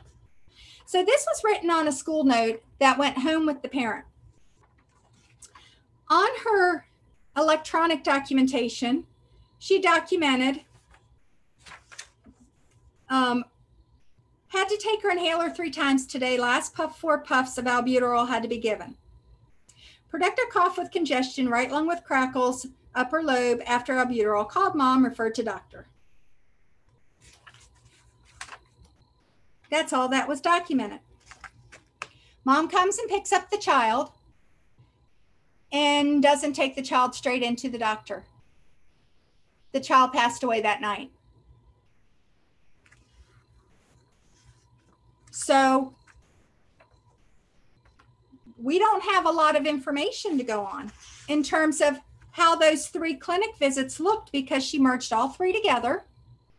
Though she had basic vital signs, there was how long did she stay in the clinic? How many attempts did she make to the mother? What did the mother say when she said, we really need you to take her in, she needs to be seen by a doctor? None of that's documented, guys. She happened to have given a school note, so we had additional information on that. But if it's not documented, it wasn't done. So we really started going back and looking and pulling different notes, just random, pulling notes from different nurses to see how thorough and comprehensive notes they were. We had a student came in the clinic, was only in there 5 minutes, bumped forehead area into floor. No mark swelling, ice pack, no problem seen, called mom and let her know. Return to class. No neuro checks were done. No pupils, no looking at anything. Wasn't happen, didn't happen, wasn't done. How many, I don't know if you've all experienced this, but the child looks fine. You send them back to class. Later on that night, they start with a headache and mom takes them in and they have a concussion.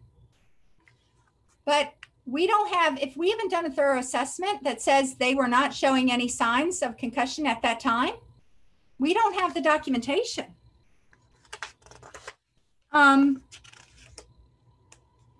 We have everything from accident reports, 911s, a cut on the left corner of the eye, parent was notified. It doesn't say what you did for the cut. Did you clean the cut? What did it look like? How long was the cut? How much blood? Did you apply a Band-Aid? There's no description. We really don't know the severity of that cut. Wasn't documented. Therefore, we have nothing to stand by on that one. This particular one was, my foot was twisted. We don't know how. We don't know where. So we also don't know if we need to address an environmental concern for safety for other students. That information wasn't provided. The only notes we had was no swelling noted. Student stated he could not put pressure on it. That's it. What are we going to do with that information?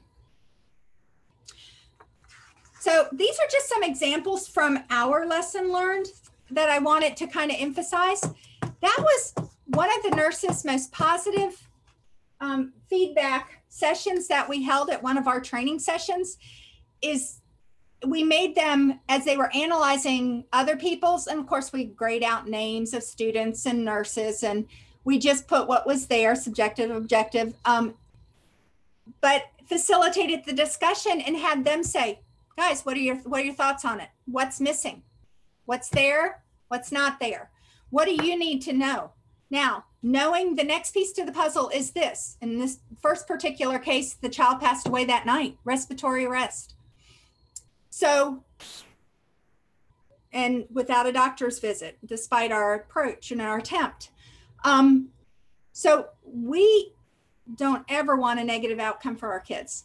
But sometimes having the nurses break down and analyze each other's notes helps them to see where they might be falling short on their documentation and may not consider it and may not be providing the information that's needed to ensure that when somebody else is reading it, they understand what the scenario is. So it's a good opportunity. It's a good session. If you haven't thought about doing it, I would certainly encourage you guys to do one on documentation by just pulling your sources of documentation that you have available to you and showing them some examples where they might have fallen short without, of course, putting the nurse or the patient's information out.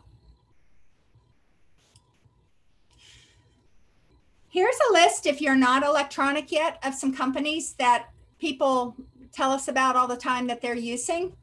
Again, Synergy is the one that I'm using. Glory also uses Synergy. Virginia Beach also uses Synergy. A lot of people are using PowerSchool and CareDocs. Those are available. Know that right now you guys have options.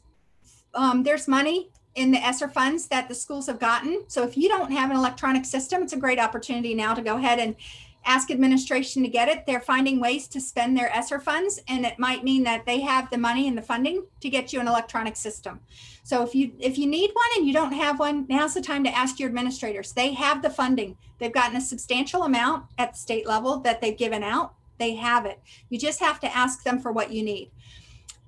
As a side note, one of the other things we've been asking for is equipment, because we're getting spot screeners, Euroscanners, so that we can safely screen our kids at a little more of a distance than what we would do face-to-face. So good time to also ask for equipment so that you can safely implement the screening programs this coming year if you don't have what you need. So objective 5, the participant be able to identify key components of effective interviews and sharing hiring practices of his or her school system. Because of the virtual format, it's really hard to talk about that. However, what we have done is put together some information for you on interviewing and hiring. So interviewing is a conversation for gathering information. If you're interviewing somebody and you're doing the majority of the talking, there's your red flag right there. You're not learning anything about that. And trust me, I've interviewed enough times. Could I speak on vision screeners? Yes, I'm going to put that one towards the end so we can make sure we get through this portion of it, but I will put in vision screener towards the end. And if we need to stay on later, I'd be happy to do it. So an interview is a conversation for gathering. If you find that you've done the majority of the talking, you need to reevaluate your style in interviewing, because we want them to tell us. Frontline health management, somebody else is using for an electronic tool. I'll add Frontline on there because I don't think it's on there, but they've been sending me stuff left and right. So I'll add it to the presentation after. So key, you want to ask the questions and you want to listen. You want to find their answers. You want to hear. So when you're interviewing, review the present interview questions you have. If you don't have a list on your Padlet, we've given you a list of questions for the health advisor or the school nurse, as well as for clinic assistant support staff or LPNs. So you can float between those two for some ideas of some questions. And see if they're assessing the necessary abilities and practices in your school.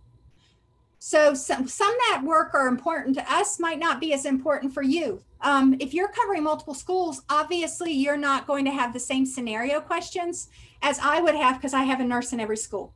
So you need to make sure it's going to align with your division when you're giving questions out. So you can adapt the questions to what's relevant for your division.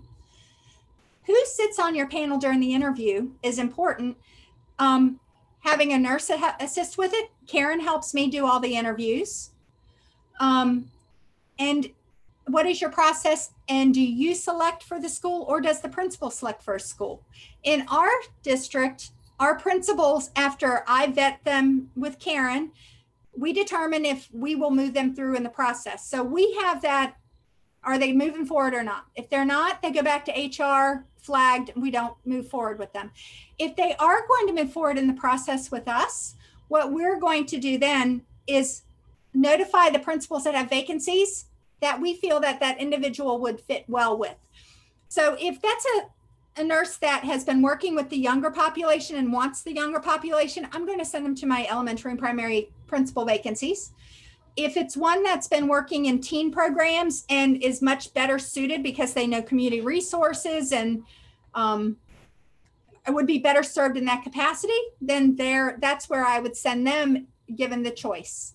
But I always ask one of my questions is what part of the city they live in, because obviously commute contributes to job satisfaction. So I'm going to try and get them closer to where they physically live. And then the other question I'm asking is what are their age preferences? Elementary, middle, or high? Prioritize them for me. And then that's how I help determine and send them out for their interviews. So there's 6 types of interview questions that we're going to provide kind of examples of. The basic information question, and those are usually our summary. Tell me about your education, your interests, your basic profile details. Oh, so what floor did you work on at that hospital? You know, what was your largest caseload? How many did you see in a day? Basic questions. Resume questions where we're going to dig deeper. I'm going to find out when I see their resume, if they have gaps in service, why do they have those gaps in service? If they're a job hopper and they're not in any one position for any period of time, I want to know and see if I can flesh out discreetly why they've moved to so many jobs within short periods of time, because you know, you're not going to get that retention either. We're not that special that if they're job hoppers and they don't stick with a job but a year, 18 months, that all of a sudden they're going to stay for the rest of their career with us. Be reasonable on that. Dig deeper into that. If it's military related and they're following their husband, sometimes they were travel nurses and they were, it was their assignments. So dig deeper into that. Situational questions. I use these to assess their critical thinking skills. So giving an example when you had, and you kind of roll it out, a student that came to your clinic and the parent said they weren't going to pick them up and they had a temperature of 101. How did you handle it? Because it lets you know how they think through the process, who they're involving, if they're involving, what their approach would be. Weakness questions. Those are the type that you use to see if they can identify their skills, assess their abilities honestly. Karen covered an interview for me the other day alone, and she nixnayed the candidate. And she said, everybody should know their strengths and weaknesses, or at least be able to articulate. And this person had no clue. They couldn't even begin to articulate that. So they don't do any self-assessment. If you don't do any self-assessment, how do you really know how you can continue to improve in your job role? So when you're asking those questions, you're wanting to find out what their abilities are and ask them. So, and I always say, can you tell me what your biggest weakness is that you feel we would need to support you so that you could do your job most effectively? That's the way I word it, because I want them to know it's okay to have a weakness. I just need to know what it is so I can support you in it. So we can help you and make sure that that's not going to be anything that would adversely impact your students. The contribution question. So somebody that says, I did this, I did that, I did this, I did that, I did this, is a person that probably doesn't work well as a team. Person that says, we did this, so-and-so and I did this, our school system implemented this, that's a team atmosphere. That's somebody that's going to get along well in a team type setting. So when you're asking the questions, are they taking full credit or are they, and if you can't flush out the we's in it, say, can you give me an example where you worked on with others on a team to accomplish a goal? What was the goal that you were working on and what did you accomplish? That way they can define it a little bit further. So you can get a gauge on their contributions and how they approach it. And then there's some abstract questioning. And this one's, Karen always throws this out on them. So tell me, we work hard as nurses. What do you like to do in your spare time? Most of the time they stutter, but it's also just kind of giving you, makes them kind of scratch their head and think, why do they want to know that? It's just a conversational thing to kind of disarm them to say, hey, what do you like to do? Because you're kind of assessing, do they have work-life balance? Do they have balance in their life? So when you interview, some folks will do what they call a shadowing process, where the interviewee will also make planned visits to a clinic. So you set them up with a couple clinics, elementary, middle, high, and they are somewhat evaluated and you get feedback from those schools that you send them to as well to get a feel. Do they think they'll be, a good fit with the district, with our team?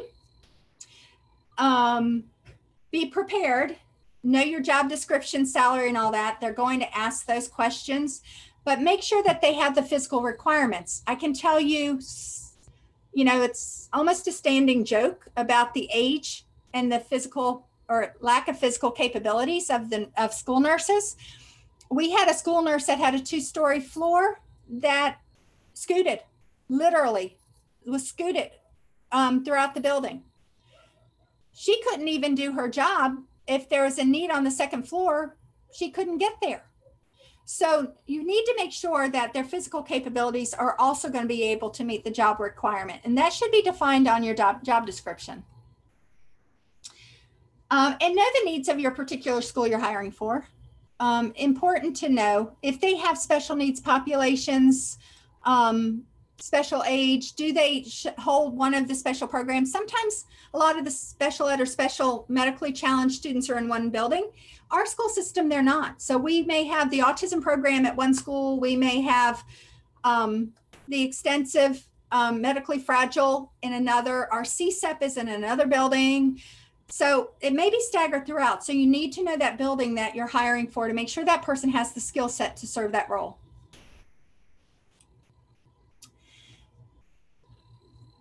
All right, so going on to Objective 6, identify and develop a training program for orientation of new health services staff and resources that are available. That's where we were talking in terms of the orientation checklist. So we're building that Padlet for you guys, but you guys could do the same thing in your school district. You could build a Padlet and have the policies you need to review with them on there so that you can just click right through it and they can go back to it. You can have examples of forms, letters, and things that they can utilize to make their job easier. Collaboration with mentors, assign them a mentor, give them the number, connect the mentor and the new employee, and assign that a mentor. So we're going to collaborate as well as we're going to assign one. We like to give them a list and they can work within that list of mentors because we may think someone's a good fit, but if they're not a good fit, they're not going to utilize them. And therefore it's not going to be as effective. So we give them a list and we let them reach out to our mentors that are good role models. Remember, we want somebody that's positive, somebody that's knowledgeable, and somebody that's willing. If you give somebody the role and responsibility and they don't want to take the time to do it, then you're not going to get your best outcome. So make sure you're thinking through that mentor list to be a positive influence on your district. And then while we're doing this one, we have new school nurses that are going through the Summer Institute for New School Nurses, which is also a great opportunity for them to learn the role of a school nurse, to know what legislation requires, what the Virginia Department of Education expects of the school nurses. So when you're doing the orientation, similarly to what we're doing, you want to make sure you're covering those professional standards. confidentiality, dress code, communication, leave policy, what would you expect of them, and professional development. Get a gauge on their computer program and help train them to make sure they know how to use the email system, the nursing documentation tool, and the Virginia immunization system, because goodness knows with all these new vaccination requirements, we need to make sure that they know how to go in there and pull their vaccinations in Virginia.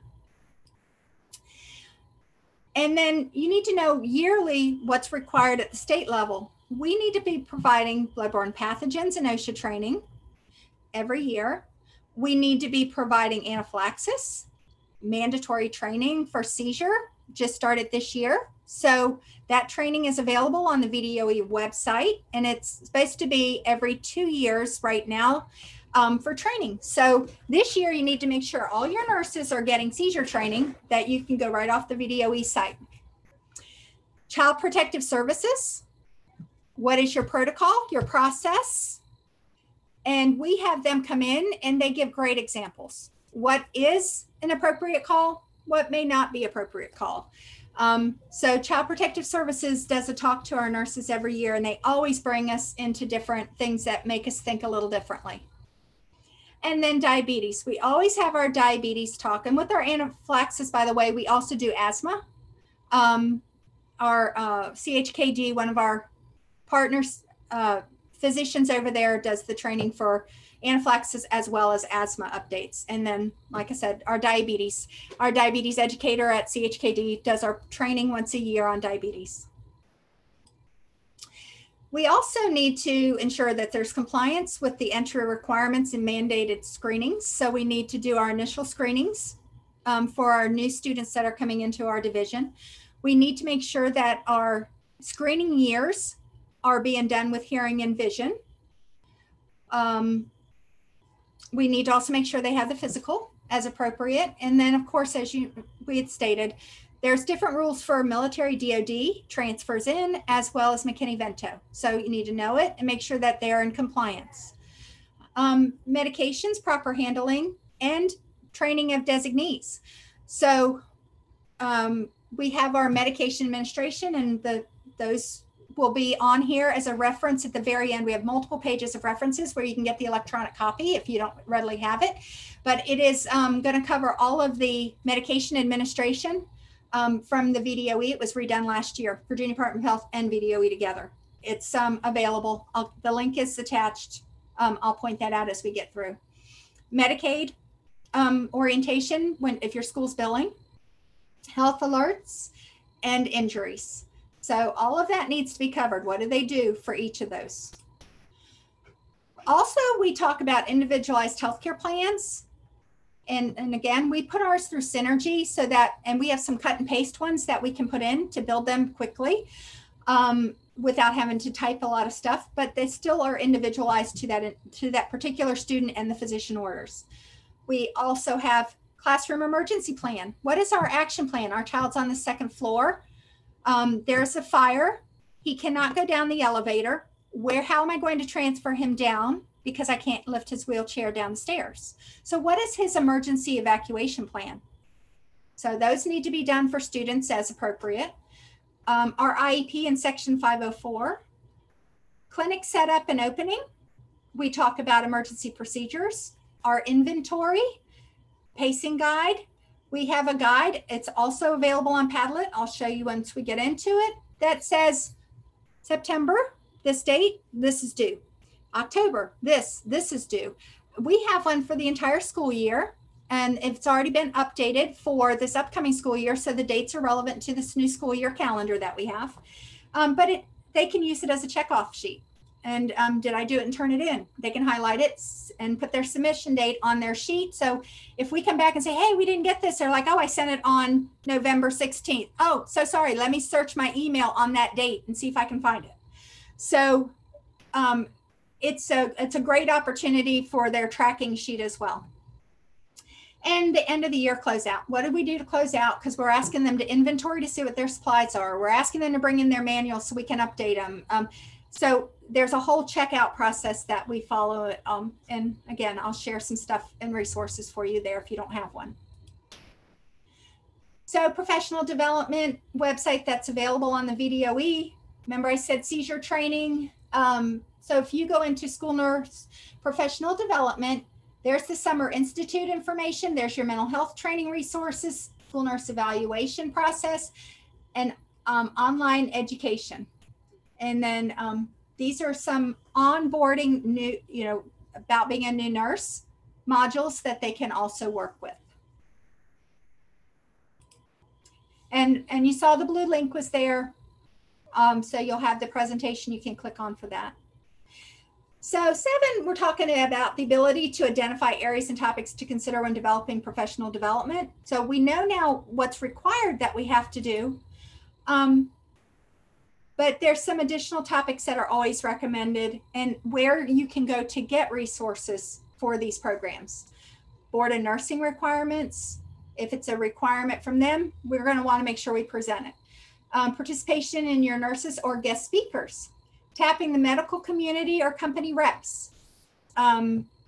They have valuable resources and trainers, and they will provide speakers for us. The VASN programs and speakers. CE, we use the Children's Hospital because they'll run a lot of our programs through for continuing education. So we've been able to offer continuing education throughout the year for our nurses to meet their licensure requirements. Collaboration with surrounding school districts. And so we actually plan through CHKD together what our needs are. CHKD puts it together and then they roll it out to all of our schools as an opportunity. So we collaborate very well in planning our school year and our educational needs of our Hampton Roads school nurses with a CHKD educator. And what skills do your own nurses bring that they could share? So we have certified asthma educators that are within our district, and they can do asthma programs and also help support and update based on their asthma educator certification. So the key on that one really is to know that there's ways to do it where you can get continuing education that will apply to their licensure. It's tapping into the right resources and finding out who you could link and partner with to get these accomplished. Objective 8 is talking about identifying staffing requirements and training when the nurse is not available. So for folks that don't staff a nurse every day anyways, that's probably isn't as much of an issue, but I know in our district, if we don't have a nurse or she calls in, they're calling us at 6:30 at home to say, who's coming in? Well, I just got the phone call, so you got to give me time. I'm making calls, we'll find somebody. And we start shifting and moving to try and get every school covered. But there's medication designees. Nurses have to have lunches, and we may need a designee that can administer the meds to the student in the absence of the nurse. So they need to be trained on how to do it. There's field trips where the teachers are going to be administering the meds while they're on field trips. We need to make sure that they know how to follow the 5 R's in medication administration and handling of it, and make sure that they're following the rules. Each school board should ensure that in a school building with an instructional administrative staff of 10 or more, at least 3 employees have current certification or training in emergency first aid, CPR, and AED use. So if you came from a school nurse position, you've probably filled it out. There's the 3 lines for you that says we need to have 3 people that can do emergency first aid, CPR, AED care. Also, if 1 or more students is diagnosed as having diabetes, we need to make sure at least 2 employees in that building can serve in the capacity should they need to assist with insulin and glucagon. We do carb counting, we do all of that to make sure that the student has the support they need. But it also helps us when they go on their field trips, because if we have a teacher that is on the field trip that is a diabetic herself and is one that can step up to the plate, then we know we have good diabetes coverage and I don't have to send a nurse with that individual student. There's the code on there so that you can find it if you're questioning where that information is. Also, the training manual for employees in administration of medication, the manual for training public school employees in the administration of insulin and glucagon. These are the updated editions in years. So if you have copies of them at your school, these are the additional ones These are the most updated years. So take a look at those and make sure that you have the proper ones available for those particular modules. Let's see. So I went into any questions, but before I do that, I'm going to go back through. So next steps, what we're going to be doing is session 2 is going to be scheduled. I don't know if it's going to be October or November because Tracy was trying to schedule it yesterday and this was finished last week before. But know that there's a second session coming up. We're trying to limit the next 2 sessions to 2 hours each. They're going to be very targeted on emerging things that are going to be priority, and they're prioritized based on when you need to have them done. In February for the second one. So if you have best days and times, Saturdays or weekdays, hours, just go ahead and communicate that up to Tracy and say, you know, Trudy said that you're taking information in regards to when the best times are for session 2 and session 3. Let her know what you think would work best for you and provide feedback, because I think that will help them to schedule it in a time that more of you guys can attend. But like this one, they're going to go ahead and record it and you can catch it after the fact. I've put in resources and references for you. Cover Virginia, which has great resources that are available. Emerging RN Leader, it's a great website. Guidelines for Healthcare Procedures in Schools. We have the book, but here is the electronic copy if you want to have them save the electronic copy. How Good People Make Tough Choices. Journal of School Nursing, Making the Process Meaningful and Motivational. Leadership Roles and Management Functions in Nursing. We've also used Legal Issues in School Health Services. I have that book as well, and I do pull it out, especially when I'm challenged with some situations and scenarios that are very unique. The Library of Virginia Electronic Records Guidelines, that's going to give you your electronic guideline information that you need to know. Library of Virginia Archives Records. But in saying that, still the caveat is your school board and your legal counsel is also, and they may extend that time frame. So you need to know what it is specific to your district. And your legal team helps your district come up with that decision. Manual of School Health, Manual of Training of Public School Employees in Administration of Medications. That's the manual for training those designees that we just talked about. Manual for Training Public School Employees in the Administration of Insulin and Glucagon. NASN Position Statement and Issues Brief. And 1001 Ways to Reward Employees.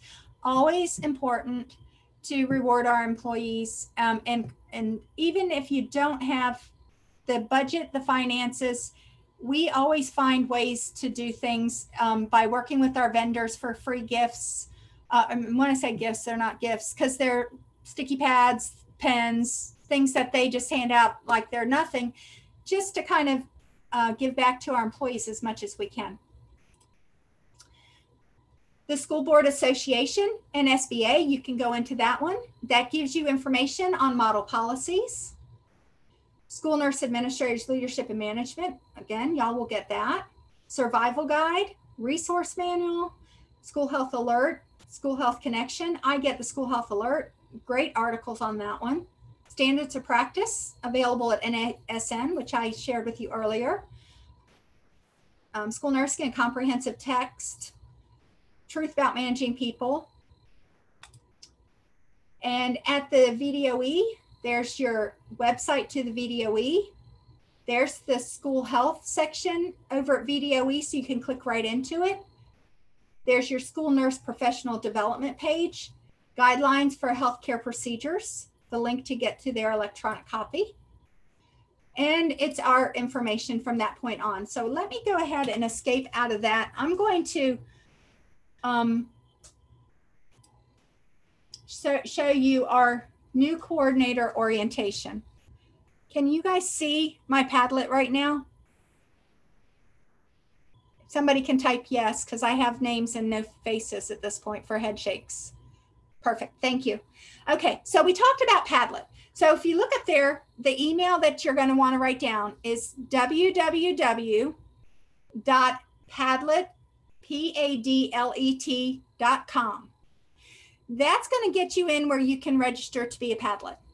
So when you have that Padlet, most of ours are under Tracy White because she is oversee of all school health for us through the VDOE. So they're most all of are going to be owned particularly by her, but you can set one up for your school and for your division for health services and use that one at your discretion. So today what we had so far is we have the 2.0 target date and time, your 3.0 target date and time. As it stands right now, those were the targeted dates. So those are likely to change, but we'll post them once we get the final dates. It shows the interviewing questions. Remember we were talking about interviewing questions. I'm going to open this up for you. For a school nurse, why are you interested in working as a school nurse? What would your current supervisor say that makes you valuable to them?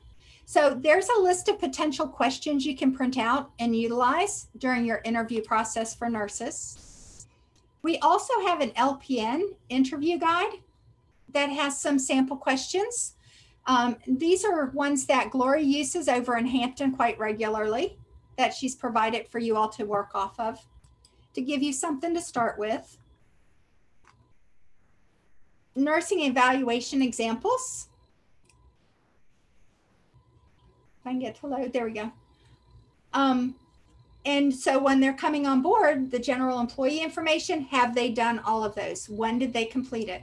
Computer, when did they get the training and the date that it was accomplished? So that's general. There's health records.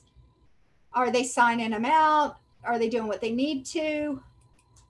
For immunizations, this is, oh, okay. I was going to say it needs to be updated, but we Glory did get it updated for us. Meningococcal 2 shots, Hep A 2 shots. So it kind of gives us the rundown on that. Medication designees, clinical information, and setup. So it's an example of a spreadsheet that you can keep so that you can kind of follow it along on what needs to be done. So billing review. So again, it's a checklist. And reports due at the end of the year. So that's her example that she uses. We have a different one that we follow. Resources, and I can post that up for you all. It's one that goes through and it will gradually help them, like I said, more of a checklist so that they know when they need to do different things. Yearly goals. So this is the pacing guide. This is more of what we actually, is this ours? I think this one is ours. Looks like mine. So it's professional development. It talks about the medication designee form. When they need to turn it in is in the August-September timeframe. Check with your principal, what you need to ask your principal, and what conversations to have to make sure that the nurse is prepared for their back to school. Delivering the first aid packets and things to the teachers. School employee emergency information cards. A lot of the schools use those. Some of the schools will have them in sealed envelopes and they only open it should there be an emergency. But they meet with the teacher to find out if they have any concerns that they need to be aware of. See, compiling health alert list, but you can see going through, if you don't have one of these, you could start with this and build it, adapt it, and change it to what would work for your district. And that's the beauty of shared resources. You can turn it around, make it yours, and maybe take less time, and it may actually stimulate thought behind what you may have not done or you may need to add to your current existing process. Let's see. Then I think we have nursing practice and CEU. So this one particularly here is going to talk about occupational licensing, what is required in the state of Virginia. So if there's a question, you have it there. This is the PowerPoint that we've been going through today. That's already uploaded there. These are your directions, how to sign up for Padlet. And these are the ones that I own. So I own Health Services. I have COVID-19 resources for Virginia School Nurses from Tracy, as well as Sisson showing up right now under me. It's what I have open right now. Then we also have Professional Development Padlet. That's going to talk about all the professional development opportunities that are available. We have our protocols and guidelines. And this one is the emergency evacuation process and the clinic emergency evacuation process form, the evaluation. So both of those two, if you don't have currently a process or you don't have an ability to evaluate it, check on these two and that'll help you get started. This is Hampton's pandemic response plan. Glory added in there for you all so you can see what Hampton's looks like. Talks about the pandemic, who's on the team, who are the key players, and then it goes through all of the information, acronyms, words, verbiage, terminology that they're using in it. And there you go, your table of contents so you can find the information quickly. What is surveillance, containment, all of that information is that Hampton follows is available there. And then our scheduled meetings. Tuesdays at 2 p.m. is when Tracy has meetings for our coordinators.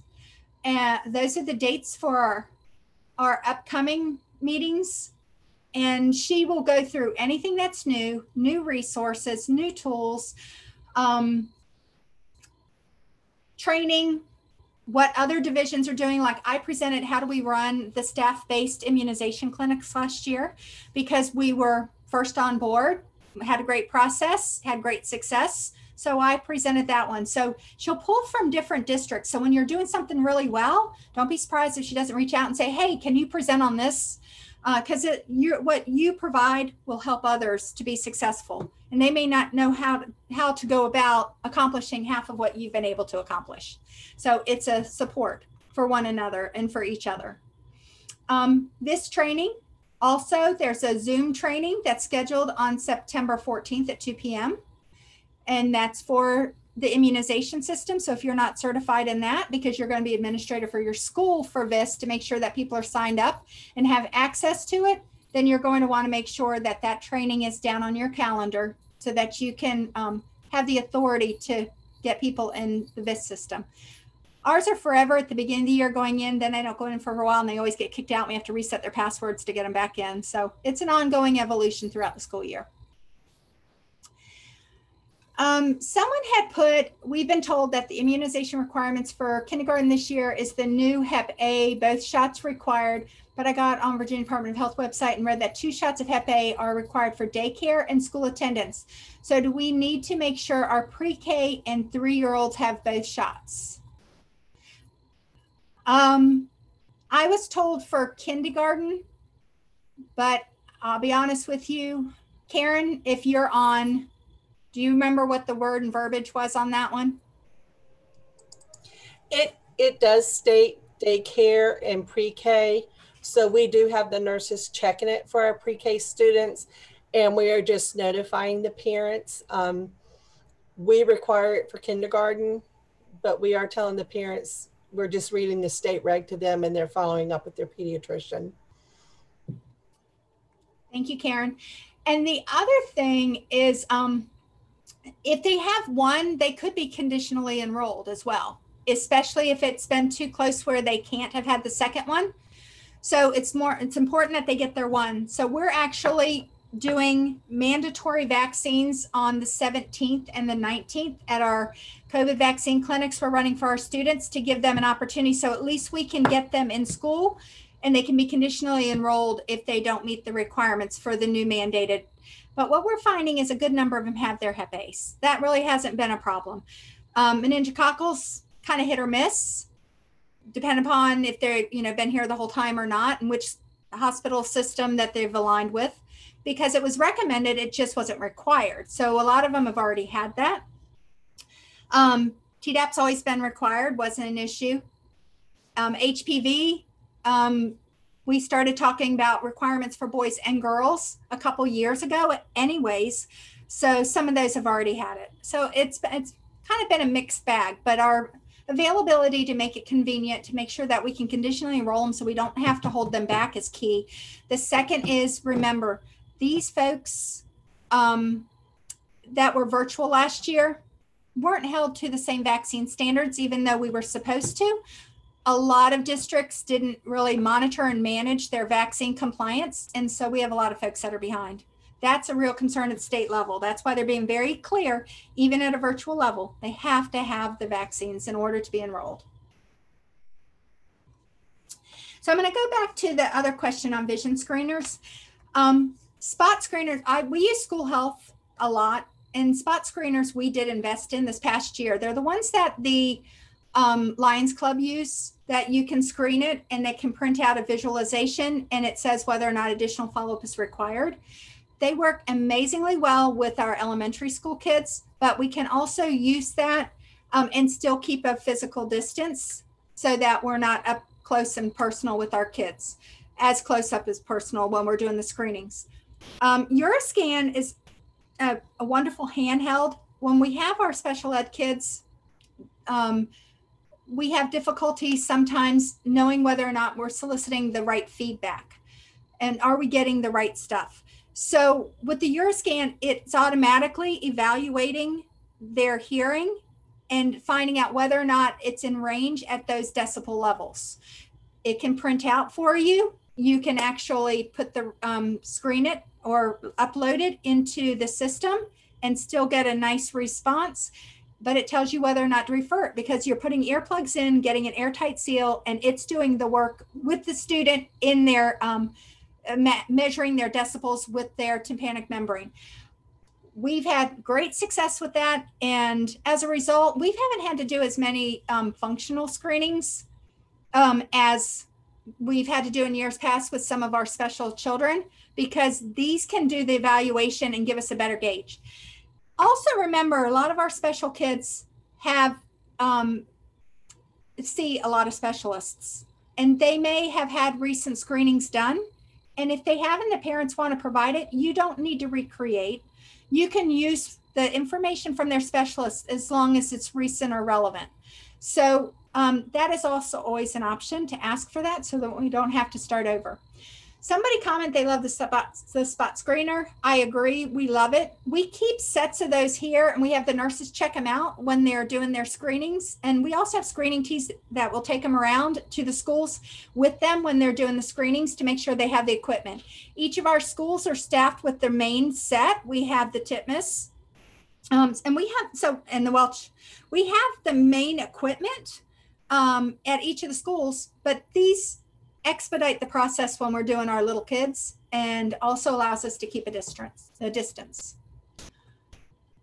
So somebody also said the same thing as I did earlier. Districts bought one for each school with COVID monies.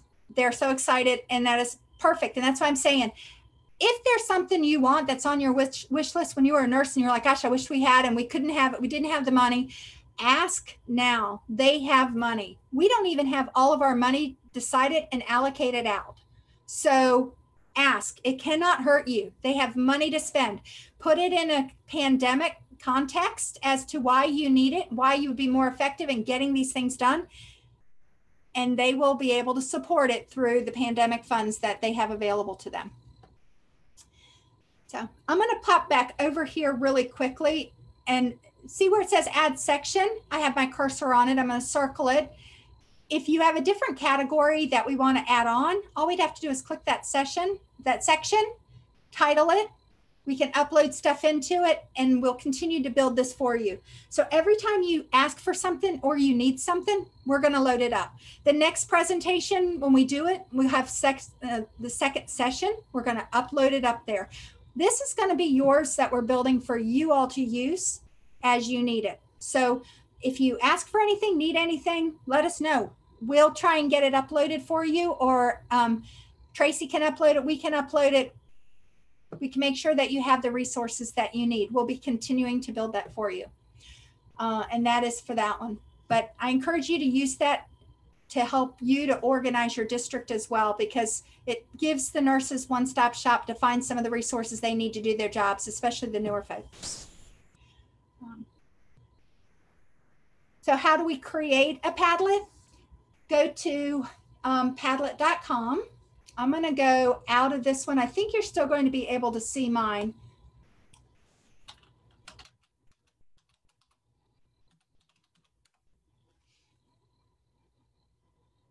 So unfortunately, it's got me logged into all of these. But if you go back over here, right here, there's the go into my account. I can go into my home. Once I'm into my home, oh, by the way, are you guys seeing it okay?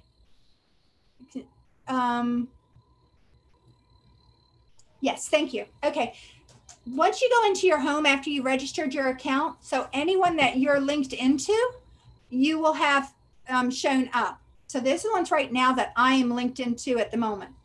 So what I can do is I can say I want to make a Padlet. So I'm going to click on a Padlet, and then it's going to allow me an opportunity to determine what style I want. Do I want it to look like a bookshelf? Do I want it to look like a timeline? So think about what you're trying to accomplish. So if you're trying to say our timeline is September, you need to do this, October, you need to do this, November, you need to do this, you may want to upload those reports so they know what those reports are. That would make sense for a timeline. The one that we do most often is the wall, because the wall to me is kind of like a file cabinet. In that I'm going to select it to show you what it looks like. And so once you do it, you have the opportunity to title it. So this Padlet is a trial Padlet, just to put something in there. And I can actually figure out what kind of icons, if I want to put icons in there to decorate it or not. It's totally up to me. And it's going to give me my Padlet address. So when I want to share it with everybody, I'm going to give you my Padlet, and that's the additional address. And you can see it right here at the top of the toolbar. I can copy it, and that's the address that I can send out, or I can put on my address stamp so that people know how to get to it, like Tracy does. She has her Padlets listed below so that people can know what to do to go right back into it.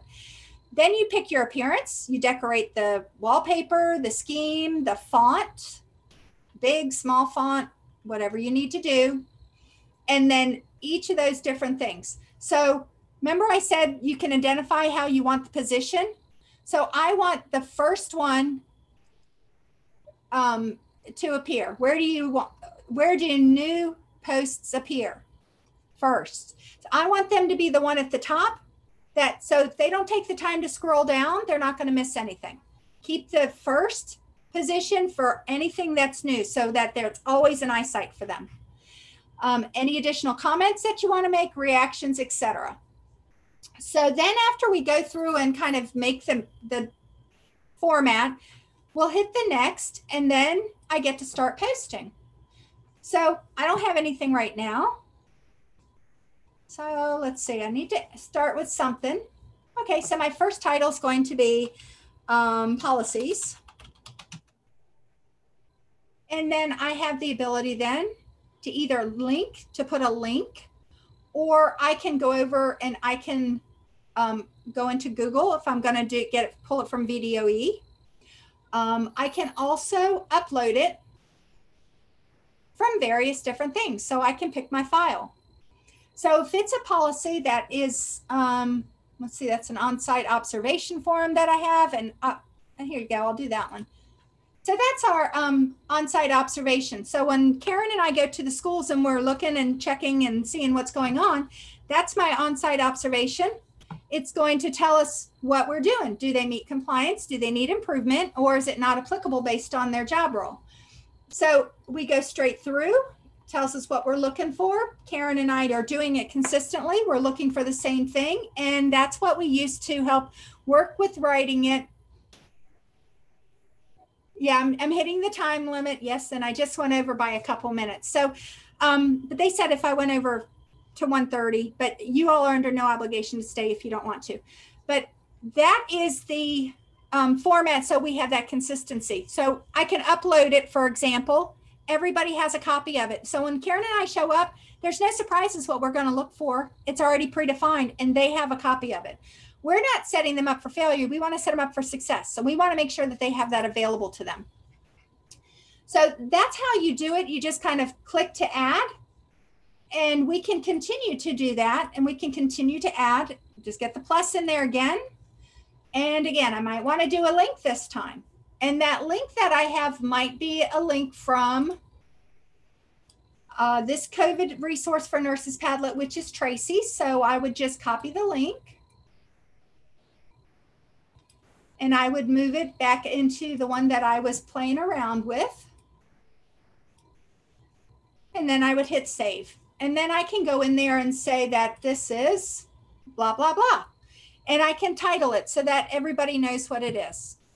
But building a Padlet is that easy. And then, like I said, you can have categories and put them like into likeness so that they're easy to streamline down and to work with. But you can change your formats, move things around as you're going along. Just take a look up here, go back into your, and you can see all the different settings and things that you can do. And of course you can pay to upgrade it, but we don't. We just use the basic Padlet.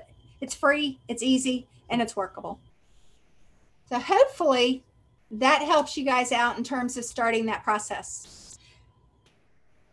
And those were the notes that I had for additional things that you guys wanted other than additional information. I'll make sure that Tracy's going to send you guys out an email with the Padlet to this Padlet. Make sure she has a list of everybody that was on this particular call. And we'll make sure that you also get the book sent out to you so that you'll have it as a resource. And back to it again, on the very beginning of the flow of the conversation, I gave you guys my office number here, but I'll give it to you guys again. It's Trudy Gelderks is my name. And my phone number here is 757-494-7628. And my email is Trudy, Trudy, dot JELDERKS at C as in Charlie, P as in Paul, S as in school, so it's SCHOOLS.com.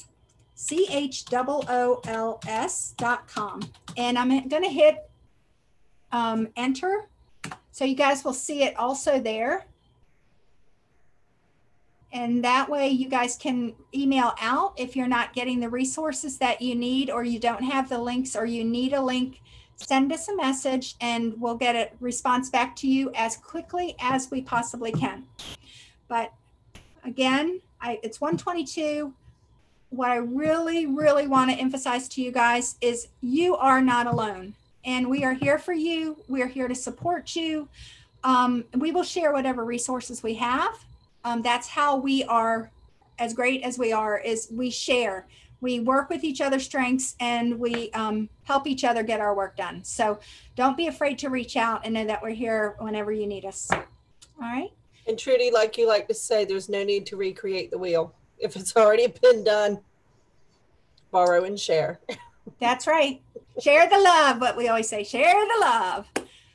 And if you have any feedback on what you like, what you didn't like, and feedback for me, of course, as a presenter, please share that with me, because as I say, it's not only our self-evaluation, but it's knowing where you guys, how it comes across and how it's portrayed. And if I need to do something different to be more impactful, please share that with me as well. Thanks much, you guys. Take care. Welcome. We love having you. Virginia nurses are the best.